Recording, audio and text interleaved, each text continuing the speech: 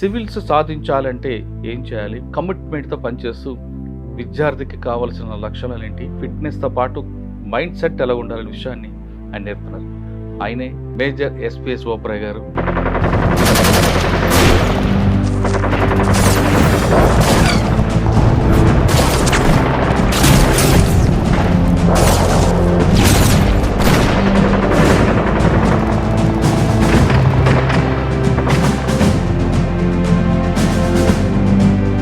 Major గారు మీకు చేసిన సర్వీస్ చెప్పండి. నేను 2004లో ఆర్మీ జాయిన్ అయ్యాను sir.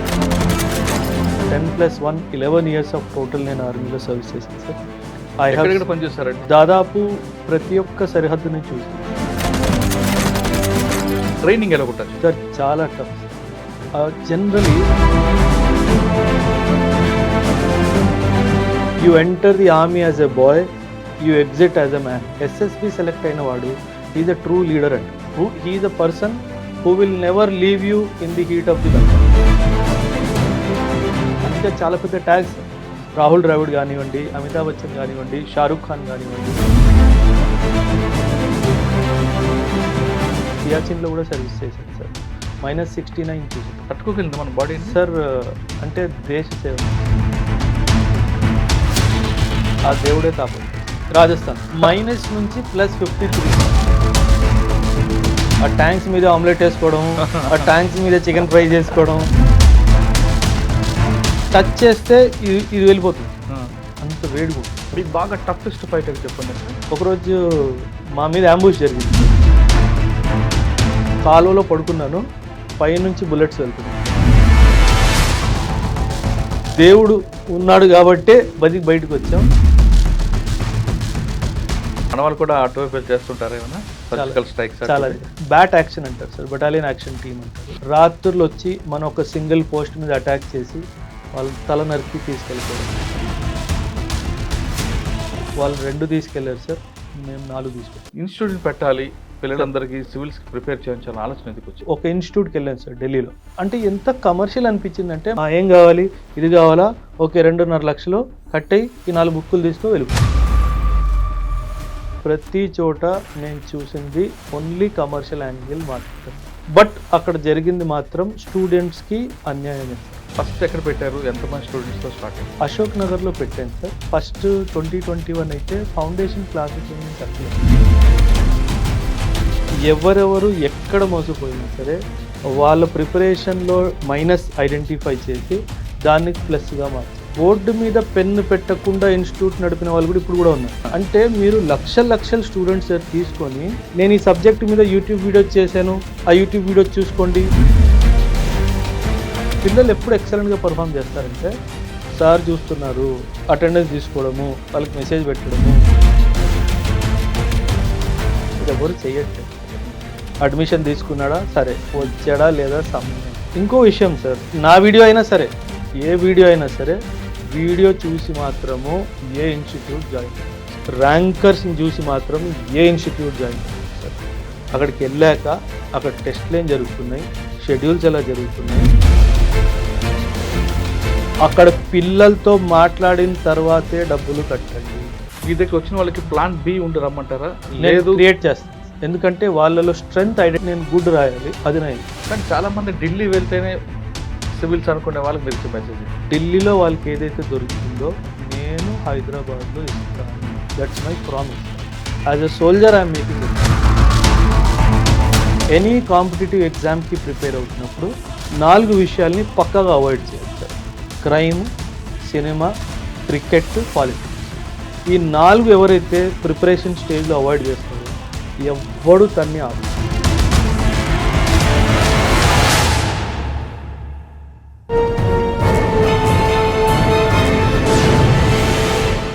Welcome to I dream. సాధారణంగా సామాన్య కుటుంబంలో పుట్టిన వాళ్ళు కానీ, మధ్యతరగతి కుటుంబంలో పుట్టిన వాళ్ళు కానీ సివిల్స్ రాయాలి, తమ పిల్లలకి సివిల్స్ చదివించాలని చాలామంది తల్లిదండ్రులు అనుకుంటుంటారు.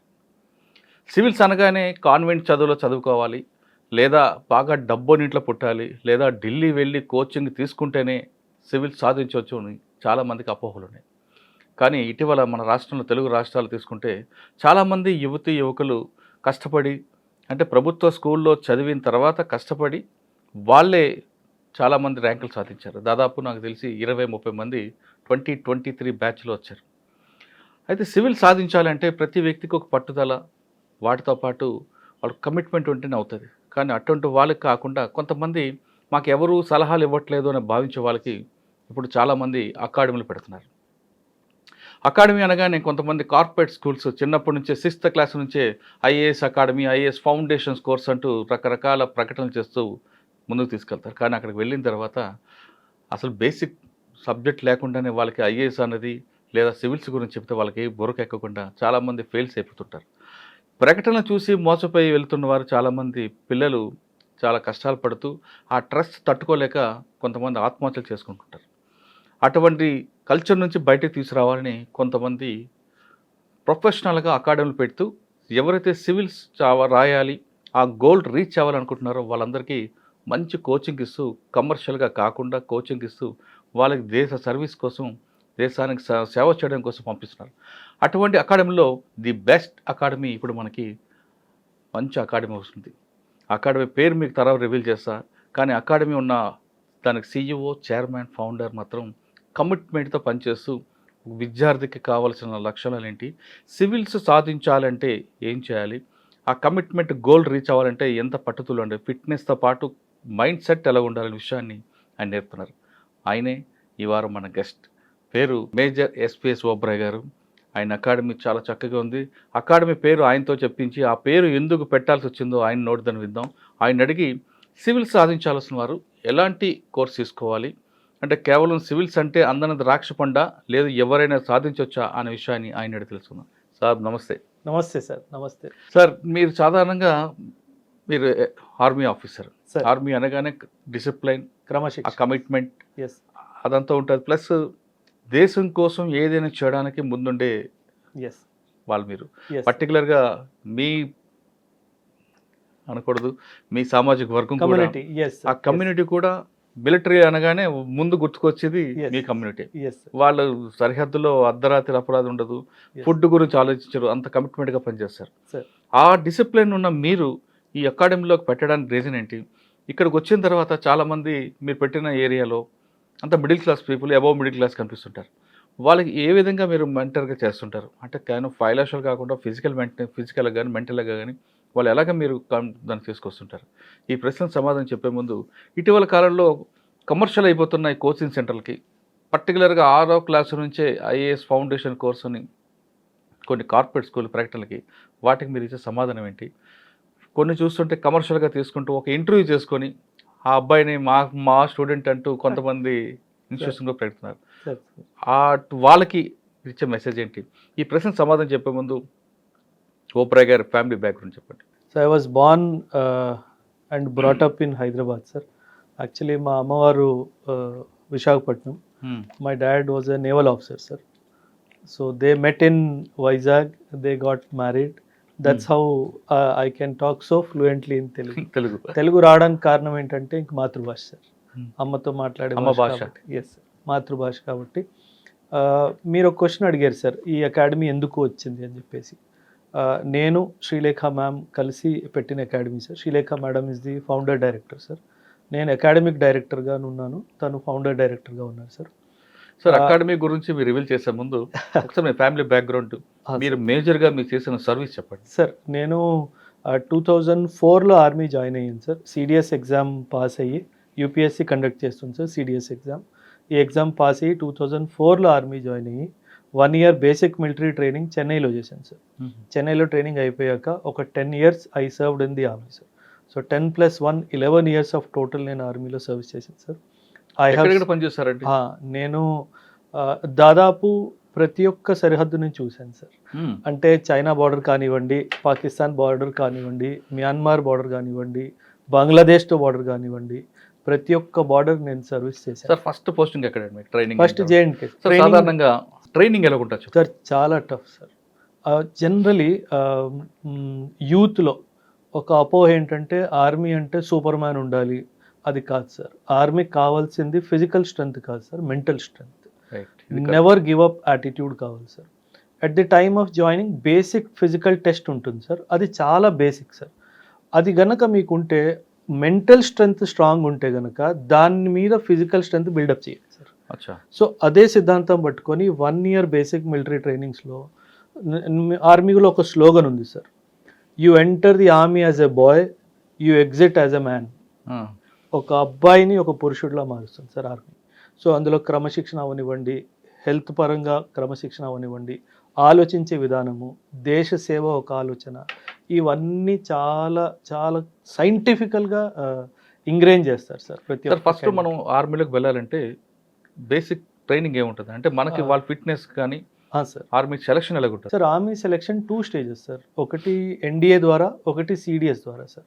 ఎన్డీఏ ద్వారా వచ్చే ట్రైనింగ్ ఇంటర్మీడియట్ తర్వాత ఇమీడియట్లీ వెళ్ళిపోవాలి సార్. 16 to 19.5 years వరకు ఏజ్ బ్రాకెట్లో వాళ్ళు వెళ్ళిపోవచ్చు. అండ్ ఒకవేళ గ్రాడ్యుయేషన్ చేసాక వెళ్ళాలి అనుకున్న వాళ్ళు గ్రాడ్యుయేషన్ అయ్యాక అప్ టు 25 years వీళ్ళు సిడిఎస్ ఎగ్జామ్ రాసి వెళ్ళాలి సార్. ఓకే. ఎన్డీఏ ఇంటర్మీడియట్ తర్వాత, సిడిఎస్ వచ్చేసి గ్రాడ్యుయేషన్ తర్వాత. Okay. సో నేను ఎన్డీఏ ఎగ్జామ్ పాస్ అయ్యాను సార్, కానీ అప్పట్లో మదర్ ఒప్పుకోలేదు సార్. సో 3 years గ్రాడ్యుయేషన్ చేసి తర్వాత వెళ్దూలే అన్నట్టుగా మాట్లాడితే మళ్ళీ సిడిఎస్ రాసి మళ్ళీ ఎగ్జామ్ పాస్ అయ్యి సిడిఎస్ అయిపోయాక 2004లో ఫైనలీ నేను వెళ్ళాను. అంటే సెలక్షన్ ఏం చేస్తారు ఫిట్నెస్ కానీ మీకు మార్నింగ్ ఎన్ని గంటలకి sir 4 o'clock sir. 4 o'clock morning లేచే టైం ఉంది సార్, రాత్రి పడుకునే టైం లేదు సార్.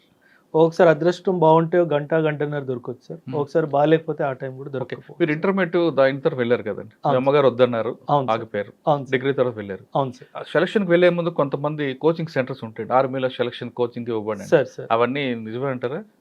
ఉన్నాయి సార్, కొన్ని ఉన్నాయి సార్. కాకపోతే ఆర్మీ సెలెక్షన్ ఇంటర్వ్యూ ఫేజ్ చాలా ఇంపార్టెంట్ సార్ ఆర్మీ సెలెక్షన్కి. దాన్ని సర్వీస్ సెలెక్షన్ బోర్డ్ అంటారు సార్, ఎస్ఎస్బి అని అంటారు సార్. దానికి సంబంధించి చాలా కోచింగ్ ఇన్స్టిట్యూట్స్ ఉన్నాయి సార్. కానీ నా పర్సనల్ ఎక్స్పీరియన్స్తో నేను చెప్తున్నాను సార్, నేను ఆర్మీలో ఉన్నప్పుడు కూడా నేను ఒక సర్వీస్ సెలెక్షన్ బోర్డులో యాజ్ ఎ సైకాలజిస్ట్గా కూడా నేను పనిచేశాను సార్. కాకపోతే మనం ఒక మనిషి సైకాలజీని అంత త్వరగా మార్చలేము సార్. ఎందుకంటే ఎస్ఎస్బిలో సైకాలజీ టెస్ట్ అవుతుంది సార్.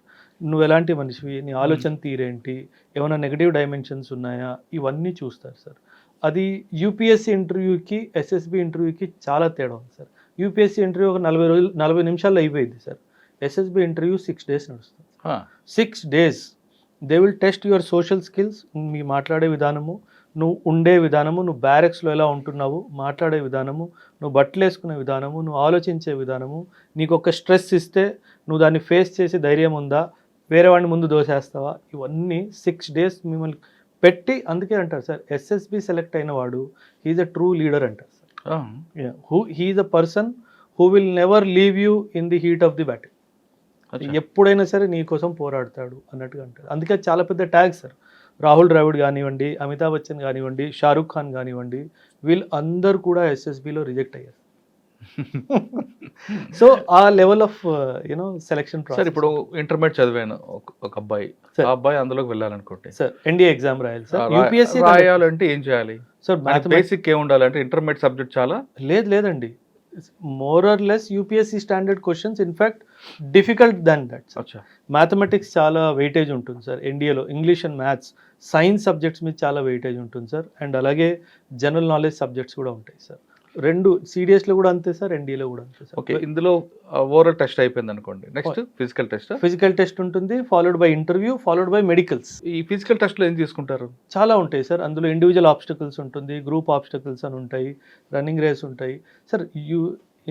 ఆర్మీ ఇండక్షన్ అనేది నువ్వు ఎంత వేగంగా పరిగెట్టగలవు అన్నది కాదు సార్. పోలీస్ టెస్ట్ లా ఉండదు సార్, జనరల్లీ అలా అనుకుంటారు, అది కాదు సార్. ఆ టెస్ట్లో కూడా సైకాలజీ టెస్ట్ ఉంటుంది సార్. ఫర్ ఎగ్జాంపుల్ మిమ్మల్ని ఒక పోల్ మీద నిల్చోబెట్టి ఒక 2 feet 3 feet డిస్టెన్స్లో ఒక తాడు ఉంటుంది, మీరు జంప్ చేసి తాడు పట్టుకొని కింద దిగాలి. మీకు మెంటల్ బ్లాక్ ఉందనుకోండి, ఆ 3 feet డిస్టెన్స్ అయినా you will not take that leap. ఆ లీప్ తీసుకోవడానికి మీరు భయపడతారు. కాన్ఫిడెన్స్ వాక్, ఒక 20 feet హైట్ మీద ఒక 1/2 feet ప్లాంక్ మీద మీరు వాక్ చేసి చూపించాలి. It is called confidence walk. It is not to test your physical capacity sir, it is about mental. Complete mental. అంటే for a fraction of second వాడు తెలిసిపోతుంది వీడు భయపడుతున్నాడు అని. సో అక్కడ రిజెక్షన్ అయిపోతుంది. సో అది చాలా సైంటిఫికల్లీ డిజైన్ సార్. ఇప్పటిది కాదు sir, 18th century model sir. అదే మోడల్ ఇప్పుడు కంటిన్యూ అవుతుంది all across the world sir. It is sir. అందులో వెళ్తుంటారు, మార్నింగ్ కంటిన్యూ పరిగెట్టిస్తుంటారు, ఒక ఆఫీసర్ అడిగి లీడ్ చేస్తుంటారు. అంటే అంతసేపు 5 కిలోమీటర్స్ 10 కిలోమీటర్స్ రన్ చేస్తుంటారు కదా, అంటే అక్కడ స్ట్రెంగ్త్ వాళ్ళ మెంటల్ సార్. బ్యాటిల్ లోడ్తో 100 కిలోమీటర్స్ పరిగెట్టిన రోజు కూడా ఉంది సార్. ఎందుకంటే ఆర్మీలో సేయింగ్ ఉంది sir, after 5 kilometres you don't run by your legs, you run by your mind. Switch off అయిపోయి ఇంకా పరిగెడుతూనే ఉండాలి. సో మాకు చాలా కాంపిటీషన్స్ ఉంటాయి సార్. 40K రేస్ బ్యాక్ ఉంటుంది, 20K రేస్ బ్యాక్స్ ఉంటాయి. బ్యాటిల్ లోడ్తో సహా, not only civil dress or something, మీ మీద బ్యాటిల్ లోడ్ కూడా ఉంది, మీ వెపన్ లోడ్ ఉంది, బ్యాటిల్ లోడ్ ఉంది, అవన్నీ వేసుకొని రావాలి. So it test your limits. Sir అక్కడ కూడా మీకు మార్నింగ్ బ్రేక్ఫాస్ట్ కానీ లేదా లంచ్ ఇచ్చినప్పుడు దానికి ఒక టైం పీరియడ్ ఉంటుంది, ఆ టైంలోనే తినాలంటే. Exactly sir. మీకు ఇంట్లో కూర్చొని హ్యాపీగా తిరిగ్గా తిన్నట్టు ఆర్మీలో ఉండదు sir. You will get 4-5 minutes if you're lucky to eat your meal. కానీ చాలా న్యూట్రిషియస్ ఫుడ్ ఉంటుంది సార్. మనం అసలు ఆ లెవెల్కి మనం ఇంట్లో ఎప్పుడు రీచ్ అవ్వలేము సార్. ఏం పెడతారండి మార్నింగ్ బ్రేక్ఫాస్ట్? అంతే sir, all protein diet, protein, carbohydrates. ఎందుకంటే ఆ ఎనర్జీ లెవెల్స్కి వాళ్ళు చేయించే డే టు డే చర్యకి అంతా ఎనర్జీ కావాలి సార్. చాలా ఎక్సలెంట్ ఫుడ్. ఎందుకంటే there are officers who are posted to ensure that every cadet gets the required nutrition for the day. మరి మీరు మిస్ అవ్వడానికి లేదు. మీ కుర్చీ ఉంటుంది, మీ టేబుల్ ఉంటుంది, మీ చైర్ ఉంటుంది, మీ ప్లేట్ ఉంటుంది. మీరు మిస్ అయిపోతే అందులో క్రాస్ అవుతుంది, then you have to give, దానికి పనిష్మెంట్ ఉంది. ఫుడ్ తినకపోవడానికి కూడా పనిష్మెంట్ ఉంది. ఫుడ్ తినకపోవడం కాదు, వేస్ట్ చేసిన పనిష్మెంట్ అది 100%. అది 100%. So you have to give an explanation why you did not come for a particular meal. దానికి చాలా సివియర్ పనిష్మెంట్. ఒక మార్నింగ్ లేపుతారు, 4 o'clock లేపుతారు సార్. రన్నింగ్ అన్నీ అవుతాయి సార్. బ్రేక్ఫాస్ట్ టైం ఒక 40 minutes ఇస్తారు అనుకోండి. లేదండి, 15 minutes. లేదండి, 4 to 5 minutes. అంతమంది ఎలా తింటారండి? దట్ ఈస్, అంత పెద్ద డైనింగ్ హాల్ ఉంటుంది సార్, 2000 members కూర్చొని తినొచ్చు ఒక్కటే టైంలో అట్ వన్స్. అంతమంది వెయిటర్స్ ఉంటారు మిమ్మల్ని సర్వ్ చేయడానికి. చాలా ఎక్సలెంట్ అరేంజ్మెంట్ సార్. అది బియాండ్ ఇమాజినేషన్. కానీ ఒక్కొక్కసారి weekly once, monthly once barakhana ఉంటుంది. అది barakhana after the training sir. మనం యూనిట్కి వెళ్ళాక డెఫినెట్లీ అది barakhana is a informal gathering with the troops. వాళ్ళకి ఏమైనా కష్టాలు ఉంటే మాట్లాడడానికి. So barakhana is basically troops. ఎందుకంటే నార్మల్గా unit life is very strict sir. So వాళ్ళకి కూడా ఒక ఎంటర్టైన్మెంట్ ఫ్యాక్టర్ ఉండాలి అనే డైమెన్షన్లో బడాఖానా పెడతారు సార్.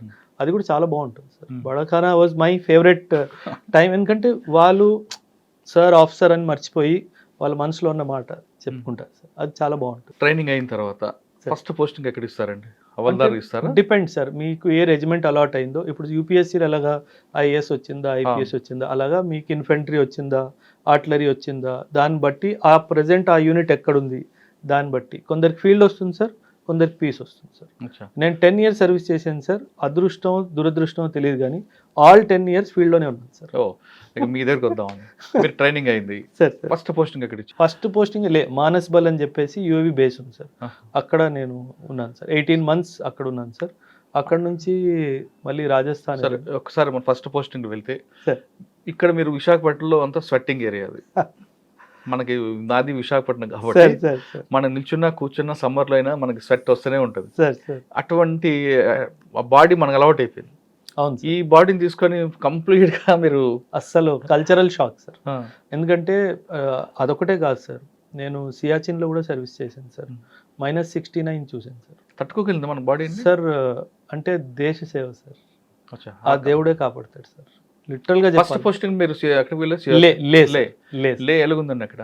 లే is very cold place sir. In fact Leh is known to be the highest battle field in the world sir. ఆ హైట్లో ఇంకెక్కడ బ్యాటిల్ ఫీల్డ్ లేదు సార్. సో అక్కడ ఒక ఎయిర్ స్ట్రిప్ ఉంది సార్. మనది చాలా ఇంపార్టెంట్ ఎయిర్ స్ట్రిప్ స్ట్రాటజికలీ మనకి. ఆ ఎయిర్ స్ట్రిప్ని సేఫ్ గార్డ్ చేసే బాధ్యత మాది సార్. ఫ్రమ్ ది చైనీస్ కానీ ఫ్రమ్ ది పాకిస్తానీస్ కానీ దాన్ని కాపాడే బాధ్యత మాది.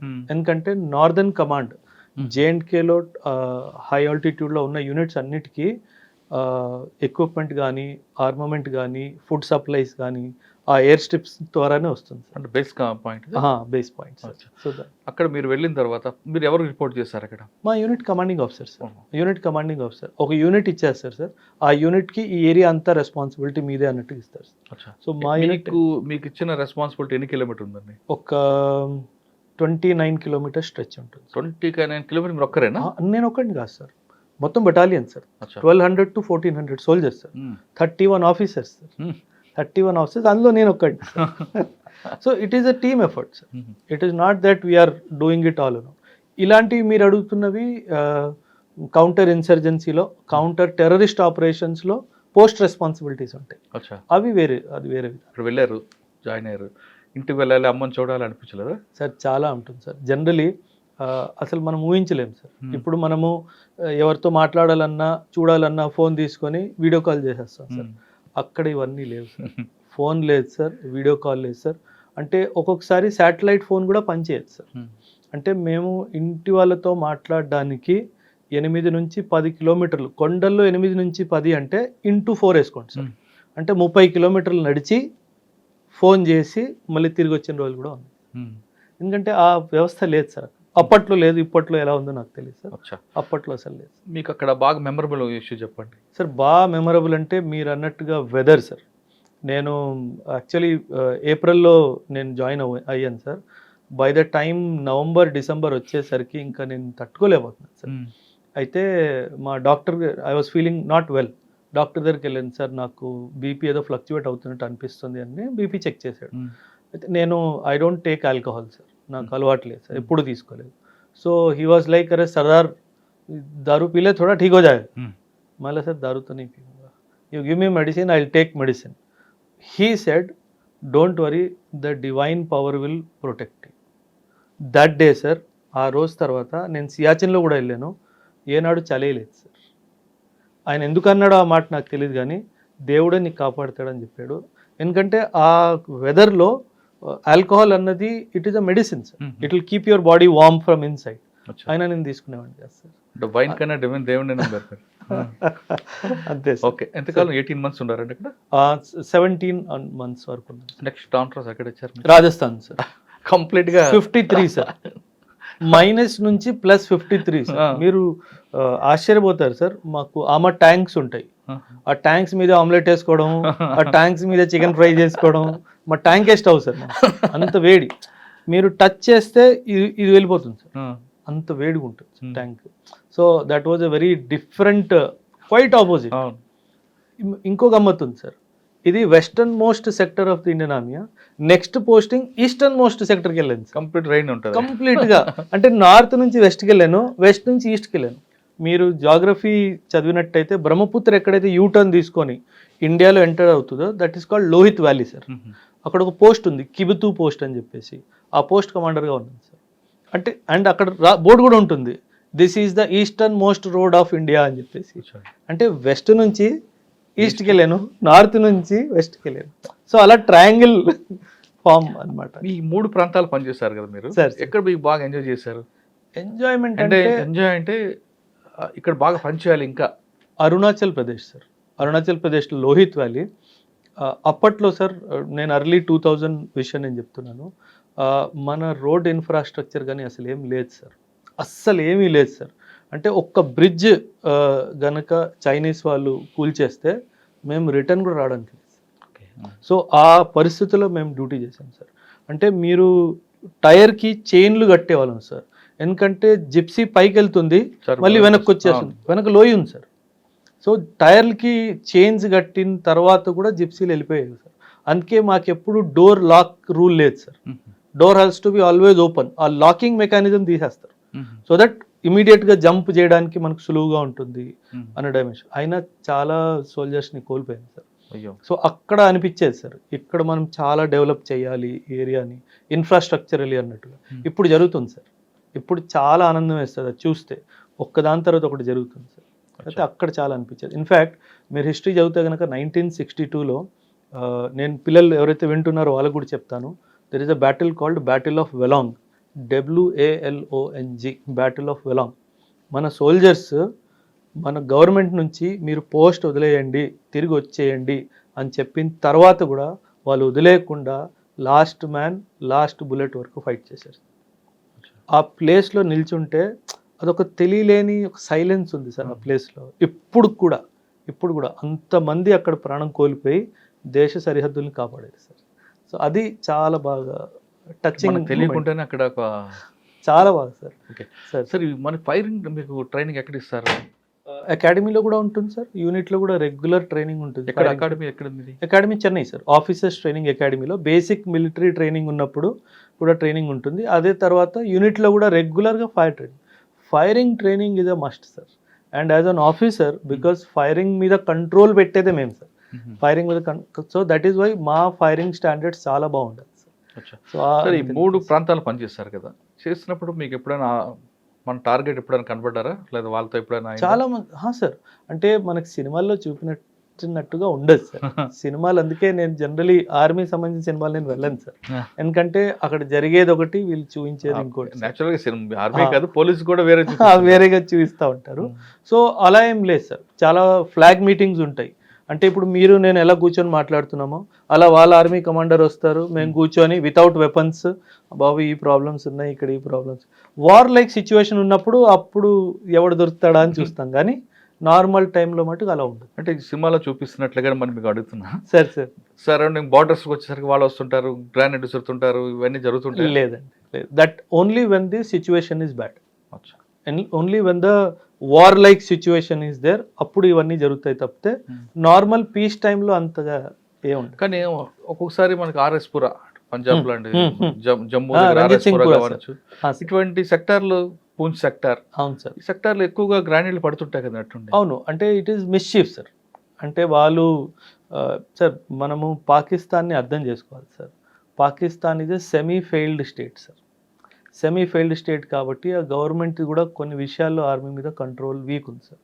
So just to keep the issue of Kashmir alive వాళ్ళు ఏదో పని చేస్తారు. అంటే మనం ప్రొవోక్ చేయడానికి చేస్తుంటారు వాళ్ళు. మనకు ప్రొవోక్ అని కాదు సార్, ఇక్కడ గొడవ ఉంది, ఈ గొడవను మేమే సాల్వ్ చేయగలం, ఆర్మీయే సాల్వ్ చేయగలదు అని పొలిటికల్ లీడర్షిప్ని కంట్రోల్ చేయడానికి ఆ డైమెన్షన్లో పాకిస్తాన్ పాకిస్తాన్ అంతే. కానీ అంత సిచ్యువేషన్ బ్యాడ్ ఏం లేదు, అంటే not on a day to day base. Sir ఇప్పుడు కొన్ని మీరు చేసిన విలేజ్లో మనకు బార్డర్ కనిపిస్తుంటుంది సార్, ఆర్మీకి మనకి ఉన్నది ఇష్యూస్ పక్కన పెడతాం, జనరల్ పబ్లిక్ పాకిస్తాన్ కానీ ఇండియా వాళ్ళు కలిసిమెలిసి ఉంటుంటారా? చాలా సార్, ఎందుకంటే మనకి బౌండరీ డిజైన్ చేసినప్పుడు అంత లాజిక్ అప్లై చేయలేదు సార్ వీళ్ళు. ఏమైందంటే సే ఫర్ ఎగ్జాంపుల్ సడన్గా మీరు అటు కూర్చున్నారు, నేను ఇటు కూర్చున్నాను, గవర్నమెంట్ వచ్చి ఇదే సరిహద్దు అనేసింది, సో తమ్ముడు అటు ఉండిపోయాడు అన్నట్టు వచ్చేసి. సో ఆ క్రాస్ కల్చరల్ లింకేజెస్ ఉన్నాయి sir. So common cultural landscape అని అంటాం నేను పాఠం చెప్పినప్పుడు, India Pakistan relationship common cultural landscape ఉంది కాబట్టే మనం గ్రేట్ వాల్ ఆఫ్ చైనా లాంటిది ఏం కన్స్ట్రక్ట్ చేయలేదు సార్. ఎందుకంటే ఒకరు కలుసుకోవాలి కదా, ఎందుకంటే ఫర్ సెంచురీస్ కలిసి ఉన్నారు. మీరు ఐ డోంట్ నో మీరు విన్నారో లేదో, మన్మోహన్ సింగ్ ఒకరోజు పార్లమెంట్లో ఒక స్టేట్మెంట్ ఇచ్చారు sir, I want to have my breakfast in Lahore, lunch in Pakistan, dinner in Afghanistan.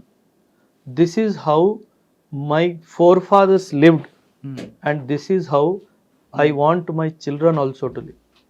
అంటే ఎంత పెద్ద స్టేట్మెంట్ చూడండి సార్. ఆయన ఏమంటున్నారంటే మన ఫోర్ ఫాదర్స్ అందరు కలిసిమెలిసి ఉన్నారు, ఇలాగే ట్రావెల్ చేశారు, ఒక పాయింట్ నుంచి ఒక పాయింట్కి వెళ్తూ బ్రేక్ఫాస్ట్ లంచ్ డిన్నర్ చేసుకుంటూ ఉన్నారు, అలాగే మన ఫోర్ ఫాదర్స్ ఉన్నారు, అలాగే మన పిల్లలు కూడా కలిసిమెలిసి ఉండాలి, ఇలా కొట్టుకోవద్దు.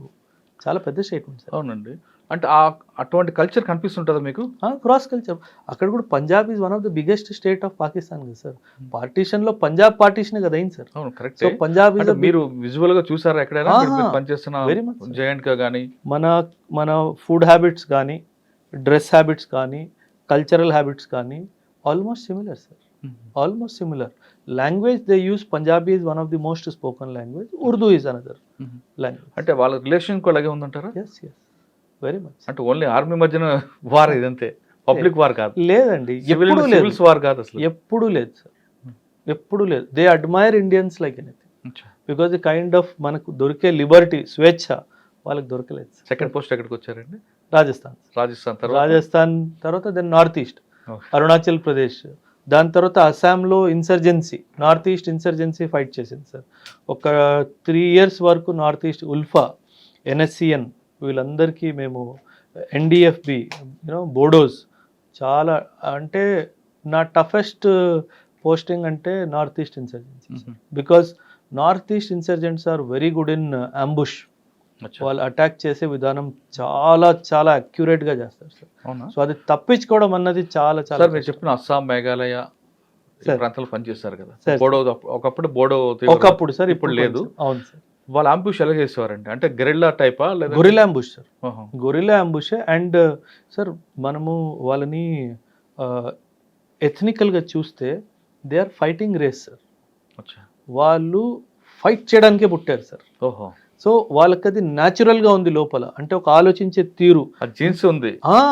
చాలా స్ట్రాంగ్ సార్. ఎందుకంటే అండ్ వాళ్ళకి వాళ్ళ ల్యాండ్ చాలా బాగా తెలుసు సార్. అంటే మీరు ఒక ఇన్సిడెంట్ చెప్తాను సార్ నేను మీకు, మీరు ఆశ్చర్యపోతారు. ఒకరోజు ఒక ఇంటి వచ్చింది, ఒక ఉల్ఫా లీడరు ఒక విలేజ్లో ఒక ఇంట్లో కూర్చొని ఉన్నాడు. సో మొత్తం కార్డన్ చేసి చుట్టుముట్టేసి నేను అటాక్ లాంచ్ చేశాను సార్. నేను ఫ్రంట్ డోర్ నుంచి ఎంటర్ అయ్యాను సార్. ఆయన వెనక డోర్ ఓపెన్ చేసుకొని పెద్ద లోయి sir. He just jumped in to the valley. అయ్యో, ఐఎమ్ లైక్ వీడు ఆత్మహత్య చేసుకున్నాడు అంటే విలేజర్స్ నవ్వారు. ఏం నవ్వుతున్నారు అంటే అడిగితే, సార్ కింద ఎంత బుషి ఉంటుందంటే వాడికి ఏం కాదు అని. నాకు తెలియదు ఆ విషయం. నాకు తెలిసి ఉంటే నేను కూడా జంప్ చేసేవాడిని కదా. సో ఇలా వాళ్ళకి ల్యాండ్ గురించి ఉన్న అవగాహన మనకు లేదు సార్. సో అందుకే they are very very potential. అంటే క్లినికల్ ప్రెసిషన్ తోటి స్ట్రైక్ చేస్తారు సార్. చాలా అక్యురేట్గా వాళ్ళు అంబుష్ పడతారు. చాలా కష్టం. మీరు ఒక సినిమా వచ్చింది అజయ్ దేవగన్ది, హిందీ సినిమా సార్, ట్యాంగో చార్లీ అని చెప్పేసి. ఆ సినిమాలో కొంచెం వరకు నిజం ఎలా జరుగుతుందో అలా చూపించాడు సార్. చాలా బ్రూటల్ ఉంటుంది. మీకు బాగా టఫెస్ట్ ఫైట్ ఎక్కడ చెప్పండి అక్కడ. అక్కడ ట్యాంగో చార్లీ చెప్తున్నాను కదా, ఇన్సర్జెన్సీలో ఒకరోజు మా మీద అంబుష్ జరిగింది సార్. టీ గార్డెన్లో కాలువల్లాగా ఉంటాయి సార్. కాలువలో పడుకున్నాను, పైనుంచి బుల్లెట్స్ వెళ్తున్నాయి సార్. తల పైకి తీస్తే పేలిపోతుంది సార్. అంటే 17-18 minutes క్రాస్ ఫైరింగ్ జరిగింది సార్. దేవుడు ఉన్నాడు కాబట్టే బయటకు వచ్చాం. లేకపోతే నేను ఇప్పుడు ఇది రూమ్ అనుకోండి సార్, నా గోడ మీద అన్ని బుల్లెట్ మార్క్స్ ఉండేవి. నా బెడ్ పక్కన AK-47 కాక్ చేసుకొని పడుకునేవాడిని. సో చాలా టఫ్ టైమ్స్ చూసాను సార్ ఆర్మీలో. సో ఇవన్నీ గుర్తు చేసుకుంటే గూస్ బంప్స్ వస్తాయి సార్. ఇప్పుడు గూస్ బంప్స్ వస్తాయి. వింటుంటే నాకే వస్తున్నాయి. చాలా చాలా ఇట్ వాజ్ వెరీ, నేను అందుకే నా పిల్లలు చెప్తాను సార్ ఇన్స్టిట్యూట్లో కూడా, మీకు అడ్డంకులు వస్తున్నాయి, ఆబ్స్టకల్స్ వస్తున్నాయి అంటే nature wants you to rise above the obstacle. Obstacle రావట్లేదు అంటే మీరు దారి తప్పిపోయారు. అవును, మీకు అడ్డంకులు వస్తున్నారంటేనే మీరు కరెక్ట్ దారిలో ఉన్నారు. నేచర్ మిమ్మల్ని ఆ ఆబ్స్టకల్స్ పైకి లేవాలి అన్న విధంతోనే టెస్ట్ చేస్తుంది. మీకు ఇప్పుడు అంబుష్ వేశారు, ఏదైనా ఒక మేజర్ ఇష్యూ చేస్తే మీకు ఇన్విటేషన్ పంపించినట్టు మీరు అక్కడికి వెళ్తారు, రష్ అయిపోతారు, వాళ్ళ అంబుష్లో మీరు అటువంటి జరుగుతుంటాయా? లేదు డైరెక్ట్ గానే నీకు పలానా దగ్గర ఉన్నావు రండి అంటూ వాళ్ళు? లేదు, అలా ప్రీ మనకి ఇన్ఫర్మేషన్ ఇవ్వరు సార్ వాళ్ళు. ఇంకొకటి సంఘటన చెప్తాను సార్ నేను మీకు. ఒక విలేజ్లో ఒక ఇన్ఫార్మర్ ఉన్నాడు సార్. ఉల్ఫా వాళ్ళకి తెలిసిపోయింది ఆ అబ్బాయి మా ఇన్ఫార్మర్ అని చెప్పేసి. ఎలా చంపారంటే సార్, అంటే చెప్పాలో తెలీదు, వాడిని సగం చంపేసి వదిలేశారు సార్. అంటే వీక్ సగం కోసేసి ఆ బ్లడ్ వస్తూ ఉంది. రాత్రి 3:30-4 o'clock అది చేసి ఉంటారు సార్. అండ్ డెఫినెట్గా ఎవరైనా వెళ్ళి చూస్తారు కదా సార్, దాని చుట్టుపక్కల బాంబు పెట్టారు సార్. అంటే సాధారణంగా ఎవరైనా మనం ఆ పరిస్థితులు చూస్తే పరిగెట్టుకుంటూ వెళ్ళి చూస్తాం కదా సార్ ఏంటా అనేసి. పక్క కొండ మీద కూర్చొని మా ట్రూప్స్ వెళ్ళంగానే బటన్ నొక్కాడు సార్. ఇంకో బాంబు వెళ్ళింది సార్, 6 మంది పోయారు సార్. అంత బ్రూటల్గా చేస్తారు sir. So it is not a joke that is happening sir. అందుకే ఆర్మీ కమిట్ అయిపోయింది సార్. నార్త్ ఈస్ట్ ఇన్సర్జెన్సీలో మన ఆర్మీ చాలా ఇదిగా కమిట్ అయిపోయింది. అది మనం గుర్తించాలి సార్. సో ఆ సిచ్యువేషన్స్ నుంచి బయట రావాలి, మన ట్రూప్స్ని సేఫ్ గార్డ్ చేసుకుంటూ బయట రావాలి, ఏ సివిలియన్కి ఏం కాకుండా చూసుకోవాలి. అది చాలా పెద్ద బాధ్యత సార్. అంటే మీరు పనిచేస్తున్న ఆ ప్రాంతంలో ఆర్మీ అనేది కేవలం ఫైట్ ఒకటే కాకుండా ఇంటెలిజెన్స్ డిపార్ట్మెంట్ కానీ లేదా సోషో ఎకనామిక్ ప్రాబ్లమ్స్ సాల్వ్ చేయడంలో కానీ డెవలప్మెంట్ ఇష్యూలో కానీ చాలా మీది ఉందా? చాలా సార్. ఆపరేషన్ సద్భావన అనే ప్రోగ్రామ్ ఉంది సార్. ఒక నా పర్సనల్ ఎక్స్పీరియన్స్ నేను చెప్తాను సార్. గర్ల్స్ది హై స్కూల్ ఉంది సార్, గర్ల్స్ హై స్కూల్ ఉంది. అయితే ఎవరి ద్వారానో విలేజ్ హెడ్ ద్వారా మాకు ఒక రిక్వెస్ట్ వచ్చింది, సార్ ఈ గర్ల్స్ హై స్కూల్ చుట్టుపక్కల ఒక పెద్ద వాల్ కట్టిద్దాం సార్ అనేసి. అయితే నేను అంత నా రిసోర్సెస్ నేను వాడి మొత్తం ఆ చుట్టుపక్కల స్కూల్ చుట్టుపక్కల కట్టించాను సార్, వాల్ కట్టించాను. రక్షాబంధన్ వచ్చింది సార్, మీరు చెప్తే నమ్మరు sir, 269 girls came to tie rakhi to. అంటే నా ఆర్మీ క్యాంప్ బయట ఫోన్ చేశాడు, సార్ ఈ విలేజర్స్ అందరు వచ్చారు, అమ్మాయిలు ముఖ్యంగా ఉన్నారు, మీకు రాఖీ కట్టడానికి వచ్చారు. So that is the biggest achievement sir. మ్మ్. ఇంక దానికి మించి అచీవ్మెంట్ ఏం కావాలి సార్? అవును. 300 మంది మీకు రాఖీ కట్టడానికి మీ తలుపు బయట నిల్చుని ఉన్నారు అంటే we have affected their life positive. Sir మీరు చేస్తున్న టైంలో పనిచేస్తున్న పీరియడ్లో ఇంటెలిజెన్స్ అనేది మీరు ఎలా డెవలప్ చేస్తారండి? చాలా హ్యూమన్ ఇంటెలిజెన్స్ చాలా స్ట్రాంగ్ సార్. అక్కడ సిగ్నల్ ఇంటెలిజెన్స్ అంత ఉండేది సార్. ఒక్కొక్క విలేజ్లో మూమెంట్ని బట్టి ఎవరు ఎలా వస్తూ ఉంటారు పోతూ ఉంటారు దాన్ని బట్టి మనము అంటే వాళ్ళు ఆ విలేజర్స్ మీకు సపోర్ట్ చేస్తారా? చేస్తారు సార్. మిమ్మల్ని ఓన్ చేసుకుంటారా వాళ్ళు? పక్కాగా సార్, పక్కాగా వస్తారు. ఎందుకంటే 2 విషయాలు సార్. విలేజ్కి చెడ్డ పేరు వస్తుంది, ఒకవేళ టెర్రరిస్ట్కి పనహా ఇస్తే కనుక విలేజ్కి చెడ్డ పేరు వస్తుంది అన్న డైమెన్షన్లో కూడా వాళ్ళు హెల్ప్ చేస్తారు. అంటే మనం వాళ్ళని ఎలా టచ్ చేస్తామో పాజిటివ్గా దాన్ని బట్టి వాళ్ళు అంటే వాళ్ళు మిమ్మల్ని ఓన్ చేసుకుంటే yes, ఆ విధంగా yes. మీ యాటిట్యూడ్ ఉండాలి. అది మన కాన్ఫిడెన్స్ గెయిన్ చేసుకోవాలి సార్. అచ్చా. ఆ కాన్ఫిడెన్స్ మనం గెయిన్ చేసుకుంటే బాగుంటుంది. మేము మా యూనిట్ ఆ ఏరియాని వదిలేసి వచ్చినప్పుడు సార్ మీరు చెప్తే నమ్మరు సార్, విలేజ్ మొత్తం ఖాళీ అయిపోయింది, అందరు గేట్ దగ్గర నిల్చొని చప్పట్లు కొట్టారు మొత్తం village sir. So I had 361 or 359 villages under my command. Sir మీరు China border, Pakistan border, Bangladesh border 3 బార్డర్లు చూసారు సార్. ఒక్కొక్క బార్డర్ నుంచి ఏవి ఎక్కువగా మనకి డ్రగ్స్ వస్తాయా, కరెన్సీ వస్తుందా, వెపన్స్ వస్తుంటాయండి? పాకిస్తాన్ నుంచి చాలా మటుకు డ్రగ్స్ స్మగుల్ అవుతాయి సార్. ఎక్కడ రాజస్థాన్ బార్డరా? లేదు సార్, గుజరాత్ కానీ రాజస్థాన్ కానీ పంజాబ్ కానీ జేఎండ్కేలో జమ్మూ రీజన్ కానీ అక్కడ నుంచి మనకి చాలా డ్రగ్స్ వస్తాయి సార్. ఓకే. నేపాల్ బార్డర్ నుంచి వెపన్స్ కానీ ఇల్లీగల్ స్మగ్లింగ్ కానీ బంగ్లాదేశ్ నుంచి కూడా చాలా స్మగ్లింగ్ జరుగుతుంది sir. Okay. China and all is more of weapons. North east దీంట్లో అండి? నార్త్ ఈస్ట్ విమెన్ ట్రాఫికింగ్ ఎక్కువ sir, women and drug trafficking. Bangladesh కా మోర్ ఆఫ్ మణిపూర్ సైడ్ నుంచి సార్. మనకి థాయిలాండ్ నుంచి, వియత్నాం, కంబోడియా నుంచి అక్కడ గోల్డెన్ ట్రయాంగిల్ అని ఉంది సార్. డ్రగ్కి వరల్డ్లో top producer of drug is golden triangle in the north east sir. Cambodia, Laos, Vietnam అని చెప్పేసి 3 కంట్రీస్ నుంచి అక్కడ నుంచి డ్రగ్. మనకి ఎక్కడ వస్తుందండి బార్డర్? మణిపూర్లో మా మోరే అని చెప్పేసి ఐసీపీ ఉంది సార్, ఇంటిగ్రేటెడ్ చెక్ పోస్ట్. అక్కడ నుంచి చాలా ఎక్కువ. అంటే మన బార్డర్ మన పోస్టులు ఉన్నాయి అక్కడ? ఉన్నాయి సార్. మరి మన వాళ్ళు చేస్తుంటారు. అంతా జరుగుతుంది సార్. Border is open. అంటే మనకు పాకిస్తాన్తో ఉన్నట్టుగా ఒక ఫిజికల్ ఆబ్స్టకల్ ఏం లేదు, ఫెన్స్ కానీ అట్లాంటివి ఏం లేవు, బట్ పోస్టులు ఉన్నాయి, పెట్రోలింగ్ జరుగుతుంది, అదంతా జరుగుతుంది. డ్రగ్ అంటే మిగతా వాళ్ళకన్నా డ్రగ్ సప్లై చేసేవాడు కొంచెం అక్కడ ఫెరోషియస్ ఉంటుంటాడు. ఎందుకంటే అది చాలా డీప్ సిండికేట్ సార్, చాలా పెద్ద పెద్ద హ్యాండ్స్ ఉంటాయి సార్ అందులో. సో అందుకే there is a term called drug running sir. అంటే ఎవరన్నా అడ్డుకున్నా సరే వాడిని కూడా ఎలిమినేట్ చేయడానికి ట్రై చేస్తారు. So drug trafficking is a big menace sir. ఎప్పుడైనా మీకు అటువంటి ఇష్యూస్ ఎదురయ్యండి? చాలా సార్. అంటే we have confiscated kilos of drugs sir.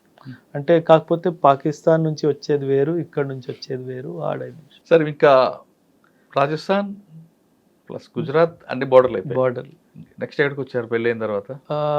దేహ్రాదూన్లో service చేశాను సార్ ఒక 2 years వరకు. డెహ్రాడూన్లో ఎక్కడ ఉన్నారు? దేహ్రాదూన్ గడి క్యాంట్ పెరీ స్టేట్ అని చెప్పేసి 2 places ఉన్నాయి సార్. అంటే that was basically for training purposes sir. అక్కడే ఆ 2 years కొంచెం ఫ్యామిలీతో పాటు ఉన్నాను సార్. ఆ తర్వాత ఎప్పుడు లేదు. డెహ్రాడూన్లో ముస్సోరీ, ఉత్తరాఖండ్ అని చూసారా?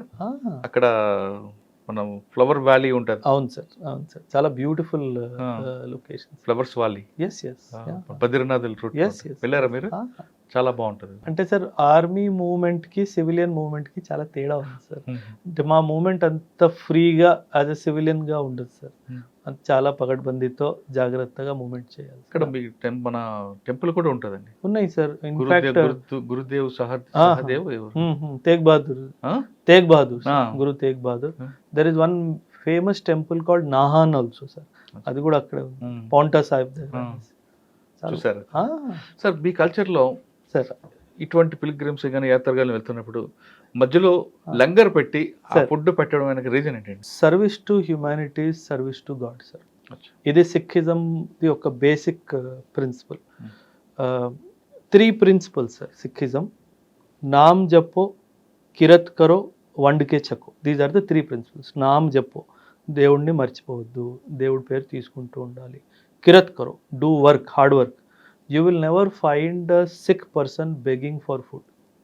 మీకు ఎక్కడ దొరకదు సార్. అవును. ఎందుకంటే కమ్యూనిటీలో దాన్ని అప్రిషియేట్ చేయరు sir.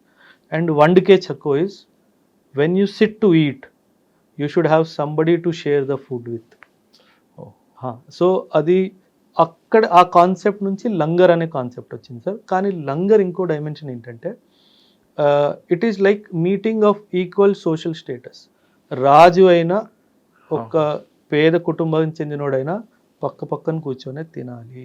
When Guru Nanak was professing about Sikhism sir, చాలామంది రాజులు తనని కలవడానికి వచ్చేవాళ్ళు. ఇది పార్ట్ ఆఫ్ హిస్టరీ సార్, నేను చెప్తున్నాను మీకు. రాజు వాళ్ళని కలవడానికి వచ్చేవారు. ఆయన ఆదేశం ఏంటి? ఫస్ట్ లంగర్లో భోజనం చేయి, ఆ తర్వాత నా దగ్గరికి రా. భోజనం చేయించాల్సిన ఉద్దేశం భోజనం పెట్టడం కాదు, నీ పక్కన ఎవరున్నా సరే నువ్వు దాన్ని యాక్సెప్ట్ చేయాలి, అప్పుడే నా దగ్గరికి రావాలి. సో నువ్వు నేను కింగ్ అనే ఆలోచన నుంచి కిందికి వచ్చి కామన్ మ్యాన్ లాగా తిని నా దగ్గరికి వస్తే అప్పుడు నేను చెప్పింది నీకు అర్థమవుతుంది. ఈ లంగర్ చేసే దానికి ఫుడ్కి కానీ మిగతా విషయాలకు కానీ ఫైనాన్షియల్ ఎక్కడి నుంచి వస్తుంది? డొనేషన్స్. ఆహా. Donations sir. చాలా బాగా చేస్తారండి సార్, కోవిడ్ అవ్వనివ్వండి, ఎనీ న్యాచురల్ డిజాస్టర్ అవ్వనివ్వండి, ఎనీ కైండ్ ఆఫ్ కెలామిటీ అవ్వనివ్వండి, the Sikh community is the first community to respond. Establish langar ఇన్స్టంటేనియస్లీ, within 2 hours langar will be established. Hot food will be serve to every. Hot food కూడా మీరు ఇచ్చేది లంగర్లో రోటీ, దాల్, paneer, butter milk, sweet. It has divine blessings. ఆ taste ఇంట్లో రాదు. ఆ ప్రసాదం మనకు ప్రసాద్ పెడతారు కదా సార్, అది మనం ఎంత నెయ్యి వేసినా సరే, ఎంత వేసినా ఇంట్లో ఆ టేస్ట్ రాదు sir. That has divine blessing sir. అది దేవుడు. సార్, మీ కమ్యూనిటీలో ఇంకొక మంచి గొప్ప విషయం ఉందండి సార్. ఎవరైనా తప్పు చేస్తే గురుద్వారకు వెళ్ళి అక్కడ బూట్ పాలిష్ చేయడం సేవ sir. So it is called you know, మనం ఏమైనా తప్పు చేస్తే దేవుడికి okay, I'm trying to understand that I have committed a mistake, నేను తప్పు చేశాను, దానికి నేను ఈ సేవ చేస్తాను. తప్పు చెయ్యకపోయినా చాలామంది వస్తారు సార్, ఆ స్పిరిట్తో వస్తారు. అంటే it is basically to bring a sense of equality. మన అందరూ ఒక్కలే, నేను ఇంకొకటి బూట్ పాలిష్ చేస్తున్నందుకు నేను చిన్నోడిని అయిపోను, ఆ డైమెన్షన్ ఆఫ్ థాట్ కూడా. సార్, మనం మీ ప్రొఫెషన్లోకి వద్దాం సార్. తర్వాత ఎక్కడికి వచ్చారు మీరు? After Dehradun sir, I went to Bathinda sir. పంజాబ్లో బటిండా వాజ్ అవర్ బేస్, కాకపోతే ఫ్రంట్ వాజ్ అవర్ బార్డర్. అక్కడే మీకు వర్క్ ఉందండి? Pathankot my border sir. ఏ పీరియడ్లో మీరు చేశారు Pathankot? 2012 to 2014. Pathankot air base మీద అటాక్ అయింది కదా ఒకటి, అది నేను వచ్చాక సార్. మీరు వచ్చాక? అది నేను వచ్చాక చాలా సంవత్సరాల తర్వాత సార్. అంటే అక్కడ పఠాన్కోట్లో సింధు నది సార్. ఎస్, సింధు అవతల వైపు పాకిస్తాన్, ఇవతల వైపు మన ఇండియా. అవును సార్. అది ఎక్కడో పుట్టి పాకిస్తాన్లో కలుస్తుంటుంది నది. అవును సార్. ఇంత ఫ్రీ మూవ్మెంట్ ఉన్నప్పుడు మనకి విజిలెన్స్, అక్కడ ఇంటెలిజెన్స్ ఉండదంటారా ఎవరు మూవ్మెంట్ ఉందనేది? ఉంటుంది సార్, ఉంటుంది సార్. బట్ కాకపోతే రాత్రులప్పుడు, వెదర్ బాగాలేనప్పుడు ఎనిమీ కూడా ఇవన్నీ చూసుకొని అటాక్ చేస్తాడు సార్. సో ఒక్కొక్కసారి ఏమవుతుందంటే, బికాస్ అంటే it is not a plain area to guard. Mountains ఉన్నాయి, హిల్ ఉంది, రివర్ ఉంది, సో గ్యాప్స్ ఉంటాయి సార్. వాళ్ళు over a period of time they have identified these gaps. ఆ గ్యాప్స్ని వాడి లోపల సార్ అక్కడ టెరైన్ కూడా చాలా డిఫికల్ట్ టెరైన్, చాలా డిఫికల్ట్. మరి అంత దీంట్లో వాడు కమిట్మెంట్తో వస్తాడా, లేదు దేనికి వస్తుంటాడండి? అంటే సార్ రావడమే కష్టం, వచ్చిన తర్వాత ఐడియాలజికలీ డ్రివన్ కదా సార్. వాళ్ళు ఒక ఐడియాలజికల్ని వాళ్ళని బ్రెయిన్ వాష్ చేసి వాళ్ళకి ఏదో డబ్బు ఇచ్చి ఏదో చేసి పంపిస్తారు సార్. వస్తున్న వాడికి తెలుసు సార్ చనిపోతాను, ఇవాళ కాతే రేపు చనిపోతాను అన్న క్లారిటీ వాడికి ఉంటుంది సార్. అక్కడ చాలా పరిస్థితులు బాగాలేవు సార్. అంటే వాళ్ళకి ఎలా అంటే ఒక ఫిదాయిన్ అటాక్ అంటాం, సూసైడ్ మిషన్కి వెళ్తే కనుక ఒక 50 లక్షలను 40 లక్షలను చెప్పి ఇంట్లో ఇచ్చేస్తారు సార్. దానికి ఆశ పడిపోయి యూత్ వచ్చేస్తారు. అదొక్క డైమెన్షన్ కూడా చాలా డిస్టర్బింగ్. తర్వాత పూంచ్ సెక్టార్లో ఎక్కువగా అండర్ గ్రౌండ్ నుంచి కూడా వస్తుంటారు. టనల్స్ క్రియేట్ చేసుకున్నారు sir over period of time. 75 yearsలో టనల్స్ డిగ్ చేసేసుకున్నారు సార్. సో పైన ఫెన్స్ ఉంది, కింద నుంచి వచ్చేస్తున్నారు సార్. సో ఆ ఒక్క డైమెన్షన్ కూడా చాలా విచారించాల్సిన డైమెన్షన్ సార్. మీరు టైం కాకుండా తర్వాత డ్రోన్స్ అటాక్ స్టార్ట్ చేస్తారు. ఇప్పుడు this is the latest trend sir. దాన్ని మరి బ్రేక్ చేయొచ్చా మన వాళ్ళు? డ్రోన్ క్యాచర్స్ అని చాలా ఎక్విప్మెంట్స్ వచ్చేసాయి సార్. డ్రోన్ని జామ్ చేయొచ్చు సార్, మనం కంట్రోల్లో తీసేసుకోవచ్చు. సో కాకపోతే ఇట్ ఈస్ ఇంకా ఇవాల్వ్ అవుతుంది సార్. డ్రోన్ థ్రెట్ ఇవాల్వ్ అవుతుంది, దానికి డిఫెన్స్ మెకానిజం కూడా ఇవాల్వ్ అవుతుంది sir. It will take another 2-3 years time. ఇప్పుడు కూడా డ్రోన్ నెట్స్ వచ్చేసాయి అవునా? సార్. సార్ వాళ్ళు పాకిస్తాన్ మిలిటరీ మనల్ని డిస్టర్బ్ చేయడానికి వాళ్ళ ఎగ్జిస్టెన్స్ చూపించుకోవడానికి ఇటువంటి ఇష్యూస్ చేస్తుంటారు. అవును సార్, ఇప్పుడు మన వాళ్ళు కూడా అటువైపు వెళ్ళి చేస్తుంటారు ఏమైనా సర్జికల్ స్ట్రైక్స్? చాలా చేస్తారు. అవన్నీ చెప్పుకోలేము కానీ చాలా చేస్తారు. I was also part of one of the. ఏదో ఒకటి చెప్పండి, రివీల్ చేయకూడదంటే వద్దు. అంటే ఇన్సిడెంట్ ఏంటంటే సార్, ఇన్ఫ్యాక్ట్ కొన్ని రోజుల ముందు నేను నా స్టూడెంట్స్తో కూడా డిస్కస్ చేశాను. బ్యాట్ యాక్షన్ అంటారు సార్, బటాలియన్ యాక్షన్ టీమ్ అంటారు. రాత్రులు వచ్చి మన ఒక సింగిల్ పోస్ట్ మీద అటాక్ చేసి వాళ్ళని తల నరికి తీసుకెళ్ళిపోవడం ఇవన్నీ జరుగుతాయి సార్. సో దానికి ప్రతీకారంగా ఒక ఆపరేషన్ లాంచ్ చేశాం sir. I lead that operation. వాళ్ళు 2 తీసుకెళ్లారు సార్, మేము 4 తీసుకొచ్చాం. ఏ సెక్టార్లో? సో ఇవన్నీ జరుగుతాయి సార్. ఎందుకంటే మన ట్రూప్స్లో ఒక ఆక్రోషం ఉంటుంది సార్. మన 2 తీసుకెళ్ళారు సార్, మనం 4 తీసుకురావాల్సిందే. సో వాళ్ళ స్పిరిట్ని డై అవ్వకుండా ఆ యాక్షన్స్ చేయాల్సి వస్తుంది. కానీ ఆర్మీలో ఒక సిద్ధాంతం చెప్తారండి, అంటే పగ ప్రతీకారాలు కాదు. అది యువర్ రైట్ సార్, మీరు అన్నది చాలా కరెక్టే సార్. ఒకవేళ మనం ఏమీ చేయలేదు అనుకోండి సార్, కూర్చొని ఉన్నాం అనుకోండి, ఆ troops will get demotivated. Okay, వాళ్ళ కోసం చేయాల్సి సార్. వాళ్ళ కోసం అన్నట్టుగా sir. See at the end of the day మనం వాళ్ళకి ట్రైనింగ్ ఇస్తుంది, వాళ్ళకంతా మైండ్ స్ట్రాంగ్ చేస్తుంది టు ఫైట్ కదా సార్. సో వాళ్ళకి ఆ ఫైట్ అవకాశం ఇవ్వకుండా మన వాళ్ళని ఎవరన్నా చంపేసి వెళ్ళిపోతే మనం ఊరుకుంటే ఆ ట్రూప్స్ యాక్సెప్ట్ చేయరు సార్. అప్పుడు ట్రూప్స్ని హ్యాండిల్ చేయడం చాలా కష్టం. మనం ఇచ్చిన ఆర్డర్ని ఒప్పుకోరు సార్. వాళ్ళు రివర్స్ అవుతారు. ఒప్పుకోరు సార్. నువ్వు మాట్లాడుతున్నావు, అక్కడ పోదామంటే రావట్లేదు, నీకు భయం వేస్తుందా, నీకు పిల్లలు గుర్తొస్తున్నారా, అట్లా మాట్లాడతారు సార్. సో వాళ్ళని మనం కంట్రోల్ చేయడం చాలా కష్టం సార్. మిలిటరీ అనగానే ఇంకొకటి బాగా గుర్తుకొస్తుంది, హాస్పిటల్స్. అవును సార్. ఆర్మీ అనగానే ఆర్మీ హాస్పిటల్ అంటే పర్ఫెక్ట్గా ఉంటుంది ట్రీట్మెంట్ అనేది. అవును సార్, అవును సార్. అది అంటే ఆ బయట నుంచి వచ్చే వాళ్ళ ప్రొఫెషనల్ డాక్టర్ని తీసుకొచ్చి ఆ కమిట్మెంట్ ఇస్తారా, లేదా డాక్టర్స్ కూడా ఫైరింగ్ చేయడం కూడా నేర్పుతుంటారు? అన్నీ ఉంటాయి సార్. డాక్టర్స్ ఆల్సో సార్, వంట వండేవాడైనా సరే, వాడు మెకానిక్ అయినా సరే, డాక్టర్ అయినా సరే, లాయర్ అయినా సరే, ఆర్మీలో ఎవడైనా సరే sir, firing practice is a must. అవసరం వచ్చినప్పుడు వాడు వెపన్ తీసుకోవాల్సిందే, యుద్ధానికి వెళ్ళాల్సిందే. అంతెందుకు సార్, పూజారి గారు ఉంటారా, pujari is also authorized a weapon. Okay, he also goes for firing. Doctors కి ఎందుకు అంత మంచి పేరు వస్తుంది అక్కడ? ఎందుకంటే ఆర్మీ హాస్పిటల్ అనగానే సార్, ఎందుకంటే సార్ ఎక్స్ట్రీమ్ కండిషన్స్లో కూడా వాళ్ళు ట్రీట్మెంట్ చేస్తారు sir. In the thick of the battlefield, యుద్ధం జరుగుతున్నప్పుడు కూడా వాళ్ళు ట్రీట్మెంట్ చేస్తారు. సో చాలా రెస్పెక్ట్ సార్. ఇన్ఫ్యాక్ట్ మేము కూడా, ఎందుకంటే మాకేమైనా జరిగితే మమ్మల్ని చూసుకునే వాళ్ళే కాబట్టి, అండ్ చాలా రిస్క్ చేసుకొని ఫార్వర్డ్స్కి వచ్చి మరి ట్రీట్మెంట్ చేస్తారు. సో ఆర్మీలో ఆ డాక్టర్స్కి చాలా రెస్పెక్ట్ ఉంది. డాక్టర్స్కి చాలా చాలా అంటే చాలా. సార్, కమిట్మెంట్తో పనిచేస్తున్న మీలాంటి ఆర్మీ ఆఫీసర్కి లేదా ఆర్మీకి ఎంటర్టైన్మెంట్ ఏంటి? ఎంటర్టైన్మెంట్ మా బడాఖానా సార్. మీరు ఒక వర్డ్ వాడారు కదా, bada khana is that excellent platform sir. అంటే డే టు డే లైఫ్లో చిన్న చిన్న విషయాల్ని పట్టుకొని కామెడీగా ఎలా రిప్రజెంట్ చేయాలో అది troops are very good at it sir. అంటే మిమ్మల్ని ఎంత క్లోజ్గా అబ్జర్వ్ చేస్తున్నారు అన్న విషయం మీకు అర్థమైపోతుంది. మనం ఏమైనా ఏదో పని చేసామనుకోండి, వాళ్ళు గమనిస్తారు, వాడు అవకాశం చూస్తాడు, బడాకాలంలో పట్టుకుంటాడు మిమ్మల్ని. సో అది సో దట్ ఈస్ వెరీ, అంటే చాలా ఎంటర్టైనింగ్ ఉంటుంది. అది మనసులో పెట్టుకున్న ఆఫీసర్ పనిష్మెంట్ లేదు. బడాఖానాలో జరిగింది ఆ రాత్రికే మర్చిపోవడం అంతే. ఇంకా ఎప్పుడు అట్లా జరుగుతుంది. ఏం పెడతారంటే ఫుడ్? Non veg, alcohol. ట్రూప్స్కి కావాల్సిందే ఆ 2 sir, non veg, alcohol. Because చాలా కష్టపడతారు సార్. 18 to 19 hours డైలీ వాళ్ళకి పని ఉంటుంది sir. So non veg and alcohol, ఈ 2 వాళ్ళకి ఇచ్చేస్తే డాన్స్ ఉంటుంది, చాలా హ్యాపీగా ఉంటుంది. చాలా హ్యాపీ. డాన్స్ కూడా ఉంటుంది కదా. చాలా ఫైర్, మా క్యాంప్ ఫైర్ కాన్సెప్ట్ ఆర్మీ నుంచి వచ్చింది సార్. ఆ క్యాంప్ ఫైర్ అన్నది చాలా బాగుంటుంది. అది okay, I miss that. Direct తర్వాత ఎక్కడికి వచ్చారండి? ఇంక నేను అయిపోయింది సర్వీస్ అయిపోయింది. ఎందుకు మరి కంటిన్యూ చేయలేదు మరి? సార్ యాక్చువల్లీ 2 కారణాలు sir. After 10 years of service మేజర్గా తర్వాత అడ్మినిస్ట్రేటివ్ వర్క్ ఎక్కువైపోయింది సార్. అంటే ఫీల్డ్ వర్క్ తగ్గిపోయి అడ్మినిస్ట్రేటివ్ వర్క్ అయిపోవడము. సో నేను దానికోసం వెళ్ళలేదు సార్ ఆర్మీకి. So I decided now it is time to leave the army.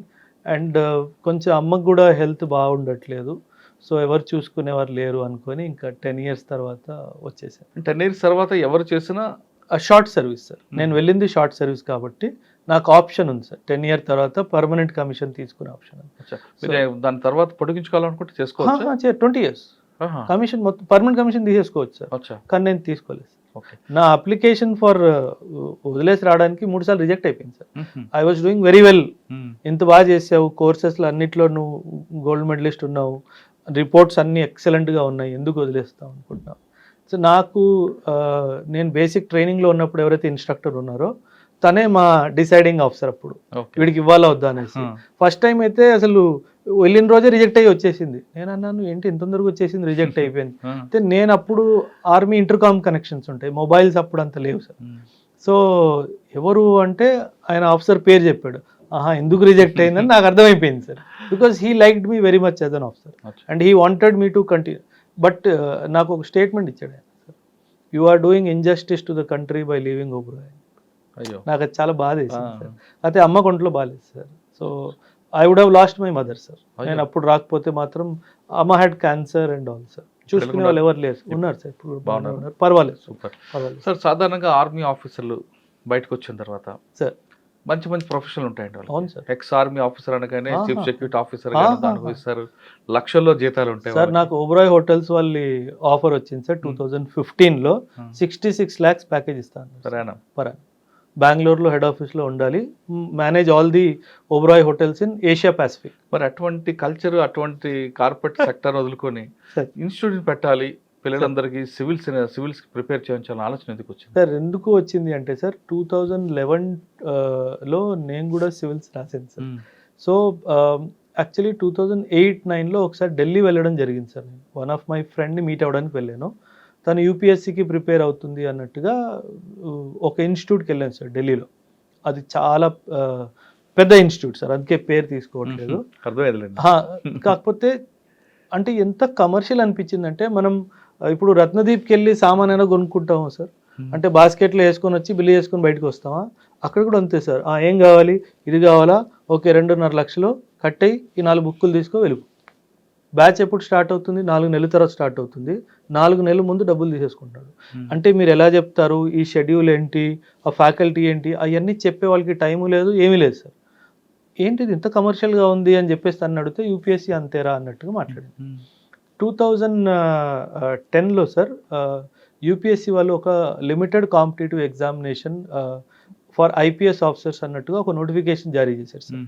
ఆ ఎగ్జామ్ నేను రాసి పాస్ కూడా అయ్యింది సార్. కాకపోతే గవర్నమెంట్ చేంజ్ అవ్వడం వల్ల ఇంకా అది పోయింది sir.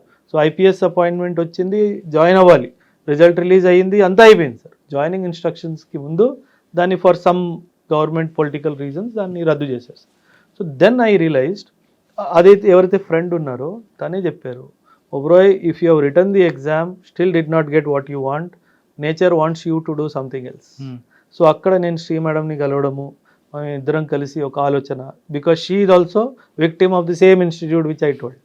So then we said it is too much commercial, let's bring something where students will get support. పిల్లలకి కమర్షియల్ యాంగిల్ కాకుండా ఒక హ్యాండ్ హోల్డింగ్ యాంగిల్తో మన ఇన్స్టిట్యూట్, మన టీచర్స్, మన మెంటర్స్, మన ఒక స్టూడెంట్ సెంట్రిక్ ఆర్గనైజేషన్ పెట్టాలని చెప్పి ఫైనలీ ఇంకా నేను మ్యామ్ ఇద్దరం కలిసి పెట్టాను. ఎప్పుడండి? 2021 సార్.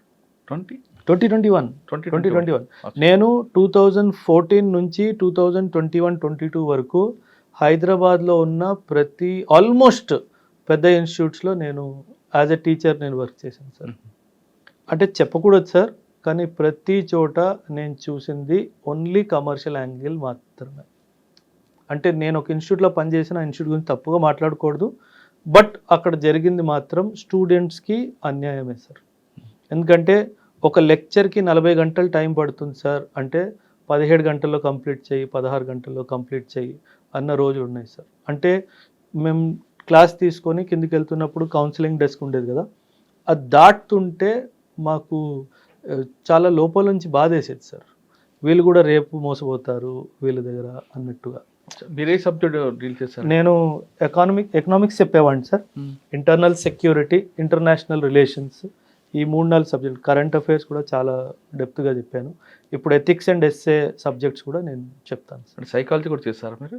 సైకాలజీ ఆర్మీలో కోర్స్ చేయిస్తారు సార్, ప్రాపర్ కోర్స్ చేశాను. 3 levels ఆఫ్ సైకాలజీ కోర్స్ చేశాను. దట్ ఈస్ హౌ ఎథిక్స్ మీద పట్టు చాలా బాగుంది. ఓకే, మీరు ఎకనామిక్స్ చెప్పారు కదా? అవును సార్. బాస్టర్ సిస్టమ్ గురించి చెప్పండి. దేని గురించి? Barter system. Barter system sir మన ఏమంటారు మనీ ఇవాల్వ్ అయ్యే ముందు ఒక రైతు ఒక పంట పండించి ఇంకో రైతు ఇంకొక పంట పండించినప్పుడు వాళ్ళు ఒకరికొకరు ఎదురుగా నేను ఒక వస్తు మార్పిడి విధానం. సో దట్ వాజ్ ది అంటే ఆ టైం మళ్ళీ వస్తుంది అని అనిపిస్తుంది సార్. అదే నాకు క్వశ్చన్ నెక్స్ట్. ఆ సిస్టమ్ బెస్ట్ అంటారా, కరెన్సీ సిస్టమ్ బెస్ట్ అంటారా? సార్ కరెన్సీ వల్ల ఏమైపోయింది సార్, మనం డబ్బు కూడబెట్టుకోవడం అన్నది స్టార్ట్ అయింది సార్. సమాజంలో ఇన్ఈక్వాలిటీ కరెన్సీ సిస్టమ్ వల్లనే వచ్చింది సార్. ఎందుకంటే బార్టర్ సిస్టమ్ ఒక పెద్ద అడ్వాంటేజ్ సార్. మీకు కావాల్సింది మీ దగ్గర ఉంటుంది, ఎదుటోడు కావాల్సింది ఎదుటోడి దగ్గర ఉంటుంది. అంటే మీకు ఇప్పుడు పిండి కావాలి, మీ దగ్గర రైస్ ఉంది కానీ పిండి కావాలి, మీరు ఇంత రైస్ ఇస్తే మీకు ఇంత పిండి వస్తుంది. మీరు దాన్ని హోల్డ్ చేసుకోవడానికి లేదు, అంటే ఎక్కువ ఇది చేసుకోవడానికి లేదు. మనీ వచ్చేసరికి, ఆ గోల్డ్ వచ్చేసరికి, మనీ వచ్చేసరికి ఎంత దొరికినా తక్కువ అన్నట్టుగా. కానీ ఇప్పుడున్న సిస్టంలో అది ఆ బార్టర్ సిస్టమ్ యూజ్ అవుతుంటారా? అంటే ఇప్పుడు అంతా జనరేషన్ మారింది, అంత ఫాస్ట్ కదా, గ్లోబలైజేషన్ అయిపోయింది కదా సార్. బార్టర్ సిస్టమ్ పని చేయకపోవచ్చు. రూరల్లో ఇప్పుడు కూడా పనిచేస్తుంది సార్. కొన్ని రూరల్ ఏరియాస్లో డబ్బు కాకుండా చాలామంది అయ్యా నేను ఇది తీసుకొచ్చానని చెప్పేసి, అయ్యా ఇది ఇవ్వు అని చెప్పేసి తీసుకెళ్ళి నేను చూశాను సార్. వెరీ రీసెంట్లీ కూడా చూసాను సార్. మీ క్లాసులు చెప్పారు, స్టార్ట్ చేశారు.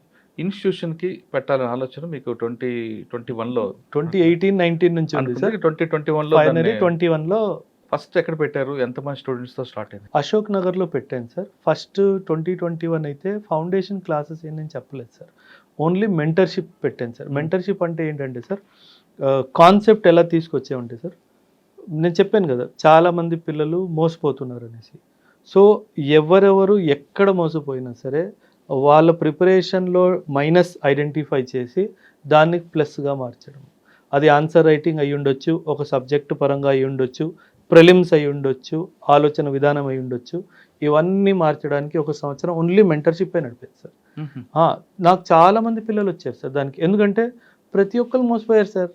అంటే మీరు అగైన్ మళ్ళీ చెప్పాలో వద్దో, అంటే బోర్డు మీద పెన్ను పెట్టకుండా ఇన్స్టిట్యూట్ నడిపిన వాళ్ళు కూడా ఇప్పుడు కూడా ఉన్నారు. అంటే మీరు లక్షల స్టూడెంట్స్ తీసుకొని మీరు బోర్డు మీద కూడా పెన్ను పెట్టకుండా నేను ఈ సబ్జెక్ట్ మీద యూట్యూబ్ వీడియో చేశాను, ఆ యూట్యూబ్ వీడియో చూసుకోండి, ఏమైనా డౌట్ ఉంటే అడగండి, ఇదేం విధానం? ఇంకా మీరు ఇంకొక విషయం చెప్పలేకపోతున్నారు సార్. నేను చూసే చెప్తా ఒకటి సార్. సాధారణంగా సివిల్స్ అనగానే అశోక్ నగర్ క్రాస్ రోడ్స్ అందరు గుర్తొస్తారు. అవును సార్. రైట్. అది కాకుండా ఇప్పుడు కొంత ముందుకు వచ్చారు కొంతమంది సార్. ఇంకా మీలాంటి వాళ్ళు కానీ లేదా ఇంకొక కొంతమంది కానీ ఆ ప్రొఫెషన్ నుంచి అలవాటు పడిన వాళ్ళు ఉన్నారు, బాగా చదువుకునే వ్యక్తులు వచ్చారు. ఇప్పుడున్న కొన్ని ఇన్స్టిట్యూషన్లు అయితే వాళ్ళ బ్యాక్గ్రౌండే అసలు సంబంధం లేదు దానికి సార్. నేను వాళ్ళు చదివిన చదువు వేరు, వాళ్ళ గతంలో పనిచేసిన పని వాళ్ళ అదంతా వేరే, వాళ్ళు వచ్చి ఇన్స్టిట్యూషన్ పెడుతున్నారండి. సార్ మీకు మాట చెప్పనా, ఒక అబ్బాయి నా దగ్గర ఎకానమీ చెప్తాను అన్నట్టుగా వచ్చాడు సార్. నాకు ఒక రూల్ ఉంది సార్ ఇన్స్టిట్యూట్లో, డెమో నేను తీసుకుంటా, క్వశ్చన్ నేను అడుగుతా, నువ్వు చెమటలు పట్టకుండా సమాధానం ఇస్తే తీసుకుంటా. This is my policy sir. ఒక అబ్బాయి వచ్చాడు, ఒక సబ్జెక్ట్ మీద బ్యాలెన్స్ ఆఫ్ పేమెంట్ మీద తీసుకుంటా అన్నాడు. నేను కొన్ని క్వశ్చన్లు అడిగాను, దేనికి సమాధానం ఇవ్వలేకపోయాడు సార్. పర్లేదమ్మా, డోంట్ వరీ, కొంచెం చదువుకోనరా అని ఈ బుక్ నేను మీకు ఆ చాట్స్ కూడా చూపిస్తాను, ఆ బుక్లు కూడా పంపించా. ఈ బుక్స్ చదువు, ఒక 6 months తర్వాత మళ్ళీ చూద్దాంలే అన్నట్టుగా పంపించేసాను. 3 months తర్వాత నేను సడన్గా ఒకరోజు తను ఏదో స్టేటస్ పెట్టాడు. నేను స్టేటస్ చూసి ఏదో క్లాసెస్ అని పేరు పెట్టాడు. ఏంటిది అంటే, ఒక టీచర్గా నువ్వు పనికిరావు అని చెప్పిన వ్యక్తి ఈరోజు ఇన్స్టిట్యూట్ పెట్టి లక్షల్లో సంపాదిస్తున్నాడు. అంటే హౌ ఇస్ ఇట్ పాసిబుల్? అదే ఆ డేరింగ్ ఎక్కడి నుంచి వస్తుందండి వాళ్ళకి? అంటే సార్ ఇప్పుడు పిల్లల స్కూళ్ళు ఇంటర్మీడియట్ చదివిన వాళ్ళు స్కూల్ పెట్టారు, క్లాసులు తీసుకుంటారంటేనే మనం ఆలోచిస్తున్నాం. ఎగ్జాక్ట్. చిన్న పిల్లలు మోసం చేస్తున్నామని ఫీలింగ్ ఉంటుంది. అటువంటిది సివిల్స్ చదివే వాళ్ళకి, యూపీఎస్ వాళ్ళకి క్లాసులు చెప్తామని ఒక హోటల్లో పనిచేసే వ్యక్తి లేదంటే ఇంకెక్కడో పనిచేసిన వ్యక్తి ఇన్స్టిట్యూషన్ పెడతాడంటే అసలు నేను మొన్న అంజలి గారితో ఒక వీడియో చేస్తున్నప్పుడు చెప్పాను, మేడం ఒక డిబేట్ పెట్టండి మేడం, ఇన్స్టిట్యూట్ నడుపుతున్నారు కదా, రమ్మని చెప్పండి మేడం, లైవ్కి వెళ్ళిపోదాం అని చెప్పా. కొన్ని క్వశ్చన్లు నేను అడుగుతాను, వాళ్ళని కొన్ని క్వశ్చన్లు అడగమని చెప్పండి. వాళ్ళ సబ్జెక్ట్ లేదు కదా. ఇప్పుడు మీరే ఉన్నారు, లేదా ఒక హోటల్లో తీసుకుందామండి. సార్. హోటల్లో ఒక మాస్టర్ వస్తాద్ అంటారు సార్. రైట్. అవును సార్. ఆ వస్తాద్ అన్నిట్లో ఆయన గ్రిప్ ఉంటేనే వస్తాద్ అవుతాడు. అంతేగాని నేను క్లీనింగ్ చేశాను వస్తాది అవుతాను నా కింద వాళ్ళు పంచాలంటే కాదు కదా. ఎవరు ఒప్పుకోరు. మరి ఒక హోటల్లోనే వస్తాదికి అంత ప్రిఫరెన్స్ ఉన్నప్పుడు ఒక దేశాన్ని నడిపే సర్వీస్ ఆఫీస్ వాళ్ళకి ట్రైనింగ్ ఇవ్వాలంటే ఆయనకి ఎంత స్టెప్ ముందు ఉండాలి. సార్ ఇక్కడ అంటే ఆ, మీరు చిన్న ఇన్సిడెంట్ సార్, మన ఇంటర్వ్యూ స్టార్ట్ అయ్యే ముందు నేను చెప్పాను కదా, టీఎస్పిఎస్సి గ్రూప్ 1 రిజల్ట్స్ వచ్చాయి సార్. మెయిన్స్ ఎగ్జామ్ ఉంది అక్టోబర్లో, ఓకేనా. మెయిన్స్ టెస్ట్ సిరీస్ అని ఒక ప్రోడక్ట్ తీసుకొచ్చింది సార్ మార్కెట్. 25 నుంచి 30,000 దాకా ఫీజు పెట్టారు సార్. నేను ఇంత డబ్బులు ఎందుకు పిల్లల దగ్గర, 3 నెలల విషయమే కదా, 7-8 పెట్టి 9,000 పెట్టి లాంచ్ చేద్దామని చెప్పేసి నిన్న రాత్రి కింద గ్రౌండ్ ఫ్లోర్లో బోర్డు పెట్టాను సార్. రాత్రి 1 గంట ఒక కారులో వచ్చి బోర్డు తీసుకెళ్ళిపోయాడు సార్. ఎవడు కాంపిటీటర్ వీడు 8,000కి ఇచ్చేస్తే నేను 25,000 తీసుకుంటున్నాను కదా, నా దగ్గర ఎందుకు వస్తారని. You can give for 8,000 sir. కాకపోతే వీళ్ళు ఏంటంటే దీన్ని ఒక ఆపర్చునిటీ బోర్డు తీసుకెళ్ళిపోయాడు సార్. మీరు ఇందాక మీరు ఫోన్ చేసినప్పుడు నేను సైబర్ క్రైమ్ సెల్లో ఉన్నాను సార్. ఇప్పుడు ఎంత దిగజారిపోయారంటే సార్ ఇన్స్టిట్యూట్ వాళ్ళు, మీరు ఒక ఇన్ఫ్లుయెన్సర్ అనుకుందాం సార్, మీకు మంచిగా డిజిటల్ వరల్డ్లో మీకు ప్రెజెన్స్ ఉంది, మీకు డబ్బులు ఇచ్చేసి ఒరే ఇన్స్టిట్యూట్ గురించి నెగటివ్గా మాట్లాడరా, లాస్ట్లో రిఫరెన్స్ నేను అన్నీ తిరిగాను వీడి ధర బాగుంది అని చెప్పి నా మాట చెప్పొదిలే, ఇది జరుగుతుంది. నేను అదే కంప్లైంట్ ఇవ్వడానికి ఏసీబీ గారి దగ్గర వెళ్తే, సార్ మీరు చిన్న విషయం మాట్లాడుతున్నారు, జనాలు ఇంకేదేదో చేస్తున్నారు సార్, నేను పిలిచి చెప్తానులే అన్నట్టుగా. అంటే వాళ్ళకి ఇంకేం దొరకలేదు సార్ మన గురించి తప్పుగా మాట్లాడడానికి. సో ఇంకేం చేస్తారు, ఇన్ఫ్లుయెన్సర్ని పట్టుకొని వాడికి 1,000-10,000 ఇచ్చేసి వాళ్ళ గురించి ఇట్లా తప్పుగా మాట్లాడరని. నేను అదే చెప్పాను అబ్బాయికి, ఆ అబ్బాయిని కూడా పిలిపించాడు. నువ్వు చెప్పిన ప్రతి దాంట్లో దాన్ని అగేన్స్ట్ చేసే ప్రూఫ్స్ ఈ బుక్లోనే చదువుకోరా అన్నాడు. ఆ అబ్బాయి బుక్ను ముట్టుకునే ధైర్యం కూడా చేయలేదు. అంటే ది ఐడియా ఈజ్ వాడికి తెలుసు మనసులో నేను చేసింది తప్పు, సార్ పిల్లలకి తోడు చేస్తున్నారు, సార్ని సపోర్ట్ చేద్దామని ఆలోచన లేదు వాడికి.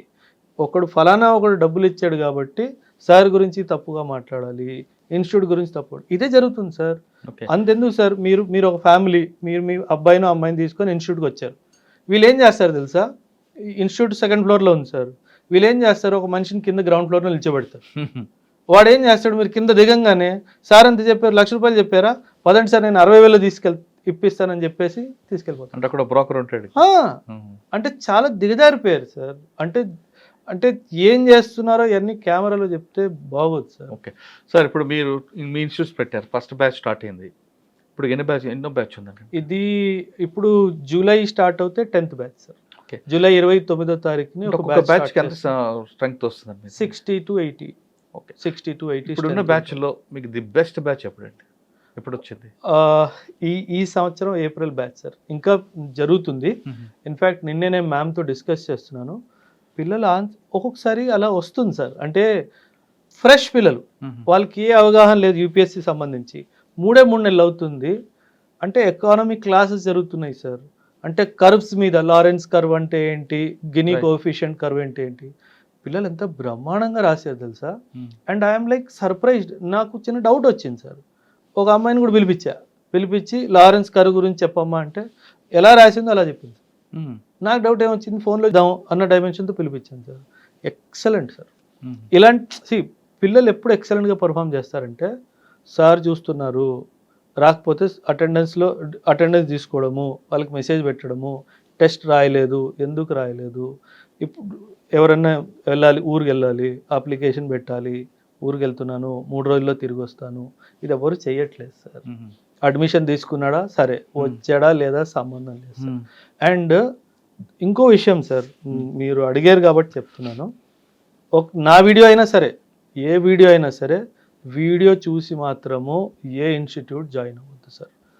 ర్యాంకర్స్ని చూసి మాత్రం ఏ ఇన్స్టిట్యూట్ జాయిన్ అవ్వద్దు సార్.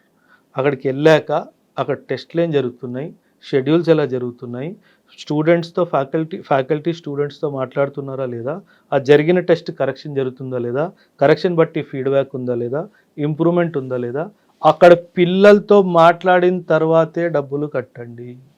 ఇది నేను మీ ఛానల్ ద్వారా కూడా పేరెంట్స్ అందరికీ చెప్పాలనుకుంటున్నాను. ఎందుకంటే ఏం జరుగుతుందంటే, ఎవరో ఒక వీడియో రిలీజ్ చేశారు, ఆ వీడియోలో బాగా మాట్లాడారు, ఏదో సింపతిగా ఏం చేసుకున్నారు, వెళ్ళి సార్ పొలాలు అమ్ముకొని, భూములు అమ్ముకొని, వడ్డీకి డబ్బులు తీసుకొచ్చి అడ్మిషన్ చేసేసారు. నేను ఆన్ అన్ యావరేజ్ చెప్తున్నాను సార్, 2-3 రోజు నా ఇన్స్టిట్యూట్కి వస్తారు సార్. కన్నీళ్ళే సార్, అమ్మాయిలు కానీ అబ్బాయిలు కానీ పేరెంట్స్ కానీ కన్నీళ్ళే సార్. డబ్బుల కోసం ఎందుకు ఇట్లా చేయాలి సార్, పిల్లల జీవితం నాశనం అయిపోయింది సార్. ఇప్పుడు సివిల్స్ అనగానే లాంగ్ టర్మ్ కోర్స్ అండి ఇది. మీ దగ్గర వచ్చిన వాళ్ళకి ప్లాన్ బి ఉండి రమ్మంటారా? లేదు, క్రియేట్ చేస్తాను సార్. ఎందుకంటే వాళ్ళలో స్ట్రెంగ్త్ ఐడెంటిఫై చేయాలి సార్ ఫస్ట్. ఒకవేళ పిల్లలు మ్యాథ్స్లో స్ట్రాంగ్ ఉన్నారు అనుకోండి, నేను వాళ్ళకి బ్యాంకింగ్ సెక్టర్స్ కానీ మన పబ్లిక్ సెక్టర్ అండర్టేకింగ్స్ కానీ ఇవన్నీ కూడా జరుగుతాయి సార్. ఎందుకంటే వాళ్ళకి ప్లాన్ బి చూపించే బాధ్యత కూడా నాదే సార్. రైట్. ఎందుకంటే యూపీఎస్సి ప్రతి ఒక్క స్టూడెంట్ పాస్ అవ్వలేడు సార్. నువ్వు ప్లాన్ బిగా గ్రూప్స్ పెట్టుకోవాలా, ప్లాన్ బిగా బ్యాంక్ ఎగ్జామ్ పెట్టుకోవాలా, ప్లాన్ బిగా ఇంకేమైనా గవర్నమెంట్ సెక్టర్లో పెట్టుకోవాలా, ఇవన్నీ నేను చెప్తాను. ఎందుకంటే అండ్ మీరు చెప్తే నమ్మరు సార్, ప్లాన్ బిలో స్టూడెంట్స్ కూడా చాలా సక్సెస్ఫుల్ అయ్యారు. నా అబ్బాయి చదువు మీద ఎందుకు అంత ఇంట్రెస్ట్ రాలేదు వాడికి, కానీ బిజినెస్ మైండ్ ఉంది సార్. ఒకటి పెట్టుకోరా అని చెప్పాను, 20 లక్షలు సంపాదిస్తున్నాడు సార్. సూపర్. సో ఆ బాధ్యత కూడా ఉంది కదా కానీ చాలా మంది మీరు వేరియేషన్ చూస్తారో చూడరు సార్. స్టూడెంట్కి సివిల్స్ మీద ఉండదు, కానీ పేరెంట్స్కి మాత్రం వాడిని ఏదో కలెక్టర్ చేయాలి, ఎస్పీ చేయాలని తీసుకొచ్చి మీ దగ్గర పెడతారు. పెట్టి సార్ వీడిని ఏదేం చేయండి, వీడు కలెక్టర్ అవ్వాలి, ఎస్పీ అవ్వాలి, ఎంత డబ్బులను మీకు ఖర్చు పెడతా ఉంటారు. అటువంటి తల్లిదండ్రులు వస్తుంటారు మీ దగ్గరికి? వస్తారు సార్, కారణం కాదు. కాకపోతే నేను నా ఇన్స్టిట్యూట్కి వచ్చిన ప్రతి వచ్చిన మీరు తీసుకుంటారా? అదే నేను చెప్పబోతున్నాను సార్. అశోక్ నగర్లో ఒక మంచి చాలా పెద్ద థియేటర్ సార్, చాలా పాత సినిమా, మీరు కూడా చాలా సినిమాలు చూసే ఉంటారు అక్కడ. ఆ సినిమా థియేటర్కి అధిపతి ఒక పర్సన్ ఫ్యామిలీతో వచ్చాడు, హస్బెండ్ అండ్ వైఫ్, 2 పిల్లలు.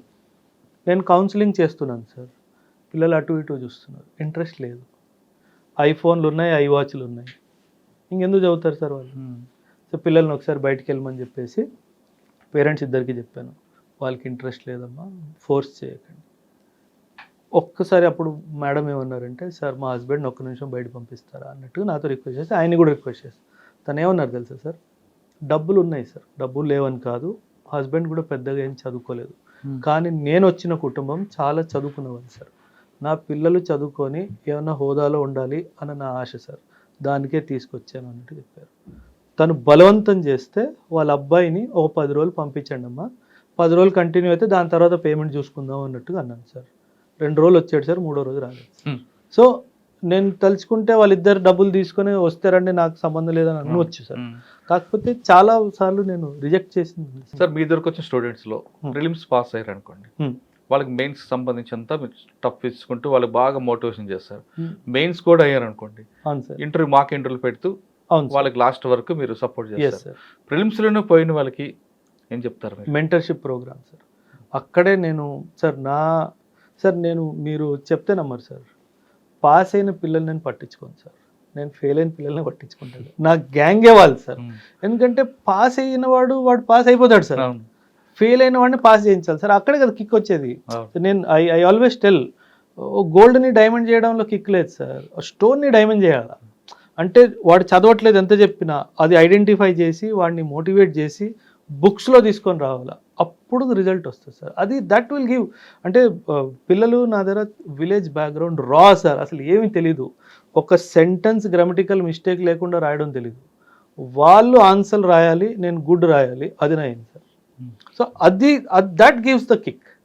అప్పుడు నిన్న రాత్రి కూడా నేను 10:40 ఇన్స్టిట్యూట్ నుంచి ఇంటికి వెళ్ళాను సార్, అమ్మ తిట్టింది, ఏంట్రా ఇది వచ్చే టైం, పిల్లలతో ఉన్నాను సార్, నాకు టైం తెలియదు సార్, పిల్లలతో ఉంటే అసలు ఏం ఫుడ్డా ఏదో అసలు అన్నీ మర్చిపోతాను సార్. సార్ మీ దగ్గర వచ్చిన స్టూడెంట్స్కి హాస్టల్ ఫెసిలిటీ కూడా ఉందా? అంటే నేను ఇవ్వను సార్, ఎందుకంటే అది మేనేజ్మెంట్లో టైం చాలా పోతుంది sir, but I have people who take care of.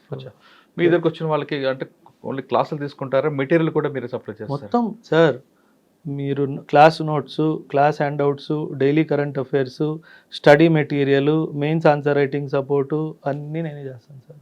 మీరే బుక్ కొనాల్సిన అవసరం లేదు, మొత్తం యూపీఎస్సీ జర్నీలో మీరు మాట్లాడిన ప్యాకేజ్ అంతా అందులో everything, mentorship including NCERT classes ఫ్రీగా ఇస్తాను, పర్సనల్ మెంటర్, ఇది తప్పు ఇది తప్పు ఇది తప్పు ఇది కరెక్ట్ గుడ్ తిట్టడం అన్నీ జరుగుతాయి సార్. ఎవ్వరు ఇవ్వట్లేదు సార్, పిల్లలు వచ్చారా పోయారా మనకు సంబంధం లేదన్నట్టు ఉంటారు. కానీ చాలామంది ఢిల్లీ వెళ్తేనే సివిల్స్ అనుకునే వాళ్ళకి మీరు ఇచ్చే మెసేజ్ అది ఒక పెద్ద అపోహ సార్. అండ్ ఇప్పుడు పక్కన పెడితే సార్, హెల్త్ పరంగా పిల్లలు చాలా సఫర్ అవుతున్నారు సార్. నా సిన్సియర్ అడ్వైస్ పేరెంట్స్కి ఏంటంటే, హెల్త్ అసలు గమనించైనా సరే మీరు ఢిల్లీకి పిల్లల్ని పంపించొద్దు, అక్కడ కల్చర్ కూడా బాగాలేదు సార్. అంటే డ్రగ్ మెనేస్ అన్నది చాలా డీప్ రూటెడ్ అయిపోయింది సార్. ఇక్కడ హైదరాబాద్లో పర్వాలేదు, ఢిల్లీలో వాళ్ళకి ఏదైతే దొరుకుతుందో నేను హైదరాబాద్లో ఇస్తాను. That's my promise sir. As a soldier I'm making a promise. వాళ్ళకి ఇన్ఫ్యాక్ట్ మీరు చెప్తే నమ్మరు, ఈ సంవత్సరము ఢిల్లీ నుంచి 11 మంది పిల్లలు రిటర్న్ వచ్చి నా దగ్గర మెంటర్షిప్ జాయిన్. ఎందుకంటే వాళ్ళకి ఎవరు దొరకలేదు సార్ అక్కడ. అది పెద్ద బావి లాంటిది సార్ ఢిల్లీ. ఎందుకంటే మీరు ఇమాజిన్ చేయండి, ఒక్క పెద్ద ఇన్స్టిట్యూట్లో 36,000 మంది ఉన్నారు సార్.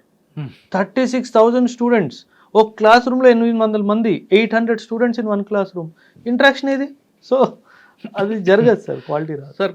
ఇంకొక ఎలిగేషన్ బయట ఉందండి, అంటే ఇన్స్టిట్యూషన్ మీద. సార్ మాకు ఇంట్రెస్ట్కి వస్తారు సార్, ప్రిలిమ్స్ ఆయనే కష్టపడతాడు, అవును సార్, మెయిన్స్ ఆయనే చదువుకుంటాడు, పాస్ అవుతాడు, కానీ ఏ ఇన్స్టిట్యూషన్కి సంబంధం లేదు. కానీ మాక్ ఇంటర్వ్యూలకు పిలిచి కూర్చోపెట్టి ఒక మాక్ ఇంటర్వ్యూ చేసుకొని సార్ పంపిస్తారు. ఆయన బై లక్ ర్యాంక్ కొట్టాడంటే ఈ స్టూడెంట్ మా స్టూడెంట్ అంటూ ప్రకటన చేసుకుంటుంటారని కొంతమంది స్టూడెంట్స్ చెప్తుంటారు. అది 100% true sir. Competition commission of India last ఇయరే దీన్ని అరెస్ట్ చేయడానికి ఒక గైడ్ లైన్స్ ఇచ్చింది సార్. ఓకే, మీ దగ్గర ఆ స్టూడెంట్ ఏం చదివాడు, మీరు యాడ్ వేసినప్పుడు పేపర్లో ఆయన ఏ స్టూడెంట్ మీద అది రాయాలి. మీరు చెప్తే నమ్మరు sir, all over India I was the only person, 36 ranks వచ్చాయి sir. I was the only person who wrote mentorship support, foundation class, interview support. నేను ఒక్కడనే సార్. డీటెయిల్గా పిలుచుకున్నారు. నేను మీకు కావాలంటే మీకు ఇస్తాను, మీరు పెట్టండి సార్. అందులో హిందూ పేపర్లో ఫుల్ పేజ్ యాడ్ ఇచ్చాను sir with all the details. అచ్చా, మీరు ఏ పార్ట్ ఇచ్చారో ఆ పార్ట్ మీరు ఎస్టాబ్లిష్ చేసుకున్నారు. అది తప్పేం కాదు. ఇప్పుడు కొంతమంది కూర్చొని చిట్ చాట్ చేశారు సార్, చిట్ చాట్ చేసేందుకు కూడా వీడు మా స్టూడెంట్ అని చెప్పుకుంటున్నారండి వాళ్ళు. మీరు ఏం మాట్లాడుతున్నారో నాకు తెలుసు, ఎవరి గురించి మాట్లాడుతున్నారో తెలుసు. ఆ అమ్మాయి చాలా గట్టిగా ఆయనకి చెప్పింది, ఇంకోసారి ఇలా చేస్తే బాగుంది. అది జరిగింది సార్. సార్, ఒక స్టూడెంట్ ఒక టీచర్ని బెదిరించింది అంటే ఆ టీచర్ అంత ఇచ్చేయాలి సార్. సాధారణంగా ఈ ప్రొఫెషన్లోకి అంటే లెక్చరర్స్ ఉండొచ్చు, ప్రొఫెసర్స్ ఉండొచ్చు, కానీ ఆ ఇన్స్టిట్యూషన్ పెట్టి ఎస్టాబ్లిష్ చేసిన ఆఫీసర్కి కానీ లేదంటే సిఇఓ కానీ లీడ్ చేసే పర్సన్కి క్వాలిఫికేషన్ ఉండాలంటారా వద్దంటారా? ఉండాలి సార్. ఉండకపోతే కమర్షియల్ మైండ్ సెట్ వచ్చేస్తుంది. That is the reason why. అందుకే మీరు ఎప్పుడైనా గమనించండి సార్, ఇప్పుడు నేను ఇంట్రొడక్షన్ ఏం చెప్పాను, ఐఎమ్ ది అకాడమిక్ డైరెక్టర్ అని చెప్పాను. Any decision related to academics I'm the final authority, not even the management, as per the terms of agreement. నేను ఇది పిల్లలకి ఇవ్వాలి అంటే నో అని చెప్పే అధికారం ఎవ్వరికీ లేదు. మీరేమైనా చేసుకోండి, manage how to run the institute, రెంట్లు ఎలా కట్టుకోవాలి, జీతాలు ఎలా ఇవ్వాలి, అది మీకు హెడ్ ఎక్కువ. నాది స్టూడెంట్కి ఇది ఇవ్వాలి, ఇది నా ఫైనల్ డిసిషన్. సో అందుకే ఏకమైస్ అకాడమీలో సార్ ఎనీ డిసిజన్ సంబంధించి మీటింగ్ ఉంటే student is in the centre of the decision making. స్టూడెంట్కి ఇది సెట్ అవుతుందా, అవ్వదు, నెక్స్ట్ పాయింట్ కిల్డ్, అక్కడ ఎండ్ అయిపోతుంది. ఇప్పుడు మేనేజర్స్ ఉన్నారు కదా సార్, పనిచేసే వాళ్ళు, వాళ్ళకి అర్థమైపోయింది ఇప్పుడే, ఇది ఒకసారి కొట్టేస్తారు, ఇది ఒకసారి వాళ్ళు ముందే కొట్టేసుకుంటారు sir.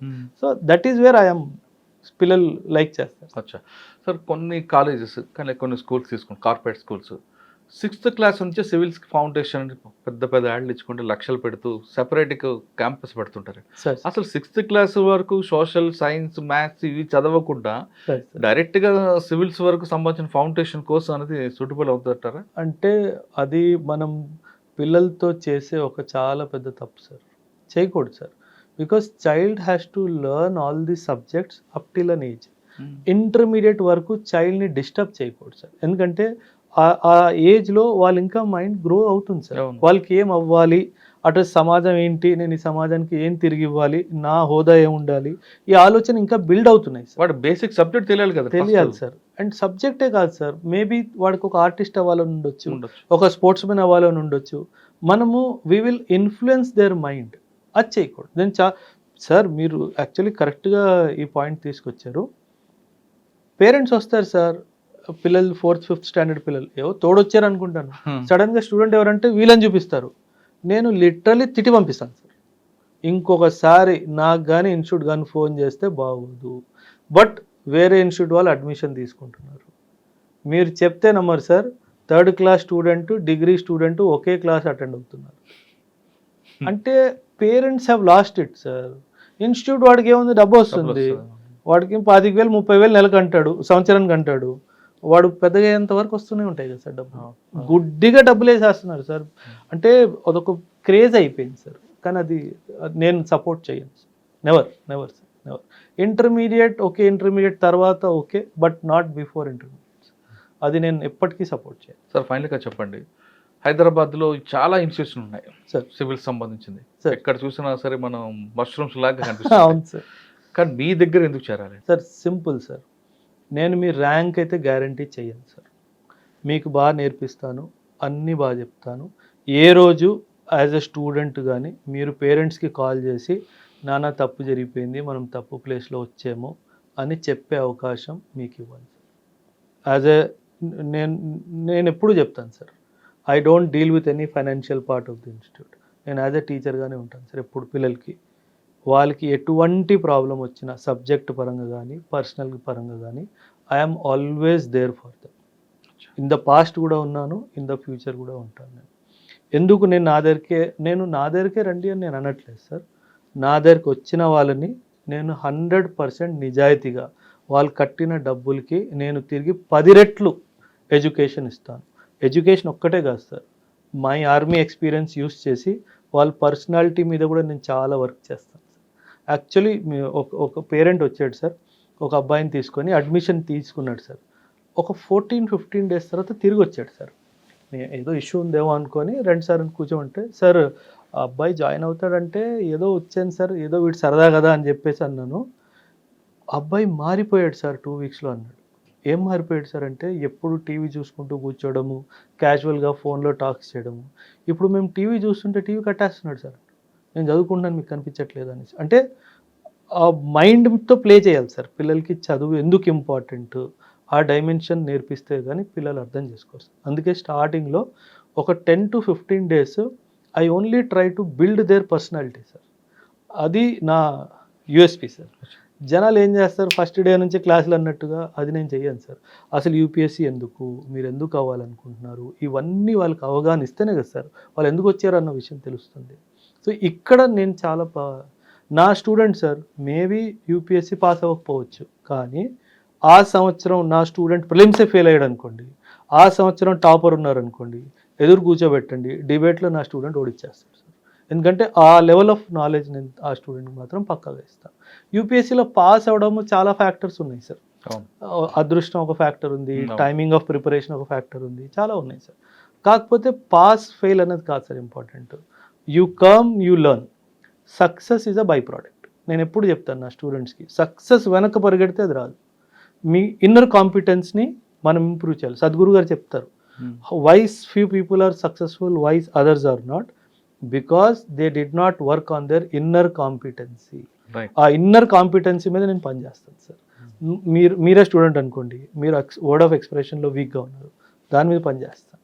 So that is wear the difference comes. A student మీరు కెమెరా తీసుకొని ఇన్స్టిట్యూట్కి రండి సార్, లైవ్ వెళ్ళిపోదాం, ఒక్క స్టూడెంట్ కూడా నెగటివ్గా మాట్లాడు. That's my guarantee.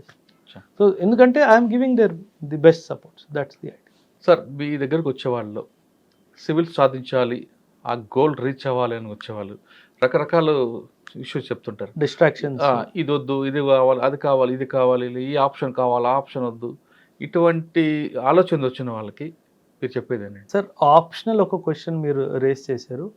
Optional generally మార్కెట్లో ఏం జరుగుతుందంటే సార్, ఏదైతే ఇన్స్టిట్యూట్ డైరెక్టర్ ఉన్నారో తను ఏ ఆప్షన్లు చెప్తారో పిల్లలకి అదే ఫోర్స్ఫుల్ అదే ఆప్షన్లు ఇచ్చేస్తున్నారు. ఇంట్రెస్ట్ లేకపోయినా సరే ఫోర్స్ఫుల్లీ. అంటే ఈ సంవత్సరం లాస్ట్ ఇయర్ ఏ ర్యాంకులు ఎక్కువ ఆప్షన్ వచ్చిందో, పబ్లిక్ అడ్మినిస్ట్రేషన్, హిస్టరీయా, ఏది వస్తే అదే దాన్నే చేయట్లేదు. వాళ్ళు ఏం చేస్తారంటే తను చెప్పే ఆప్షనలే పిల్లలు తీసుకోవాలి. ఇప్పుడు ఫలానా ఇన్స్టిట్యూట్ ఏ ఉందనుకోండి సార్, ఆ institute head is taking anthropology optional. 90% of the students will force to take anthropology. That is ఆ రోజు రాదు, ఆ ఇయర్ రాకపోవచ్చు. అలాగని కాదు సార్, స్టూడెంట్గా సబ్జెక్ట్ అవగాహన లేకపోతే ఎలాగా, ఇంట్రెస్ట్ లేకపోతే ఎలాగా. సో అక్కడ తప్పు జరుగుతుంది సార్ పిల్లలతోటి. సో ఎప్పుడైనా సరే నా అభిప్రాయం ఏంటంటే సార్, ఒక ఇన్స్టిట్యూషన్ హెడ్ ఆప్షనల్ సబ్జెక్ట్ చెప్పొద్దు సార్. ఆప్షనల్ సబ్జెక్ట్ తను చెప్పాడు అంటే 99% స్టూడెంట్స్ని తన వైపే లాక్కుంటాడు. అందుకే నేను ఇప్పుడు పొలిటికల్ సైన్స్ ఇంటర్నేషనల్ రిలేషన్స్ నా ఆప్షనల్ సార్, ఆంథ్రోపాలజీ నేను చదువుకున్న ఆప్షనల్ సార్. నేను చెప్పలేక కాదు, మేడం కూడా చెప్తారు సార్ మీరు ఆప్షనల్ చెప్పొచ్చు కదా కొన్ని డబ్బులు మిగులుతాయి అనేసి. No, because if I teach optional I will force the student to join. స్టూడెంట్కి ఏ సబ్జెక్ట్ ఇంట్రెస్ట్ అదే ఆప్షన్ తీసుకోవాలి. ఇంట్రెస్ట్ కానీ, కెపాసిటీ కానీ, ఆ టీచర్ ఫెసిలిటీ అవైలబుల్ కానీ, ఆ సంవత్సరం ర్యాంకులు ఎలా వస్తున్నాయో, ఆన్ టాప్ ఆఫ్ ఎవ్రీథింగ్ ఆ అబ్బాయికి అమ్మాయికి అందులో ఇంట్రెస్ట్ ఉందా లేదా, రైట్. అది చాలా ఒక క్వశ్చన్ అడిగా మీకు, సార్. ఇది వద్దు అది వద్దు సార్. యూపీఎస్సీయే కాదు sir, any student any competitive ఎగ్జామ్కి ప్రిపేర్ అవుతున్నప్పుడు 4 విషయాల్ని పక్కాగా అవాయిడ్ చేయాలి sir. Crime, cinema, cricket, politics.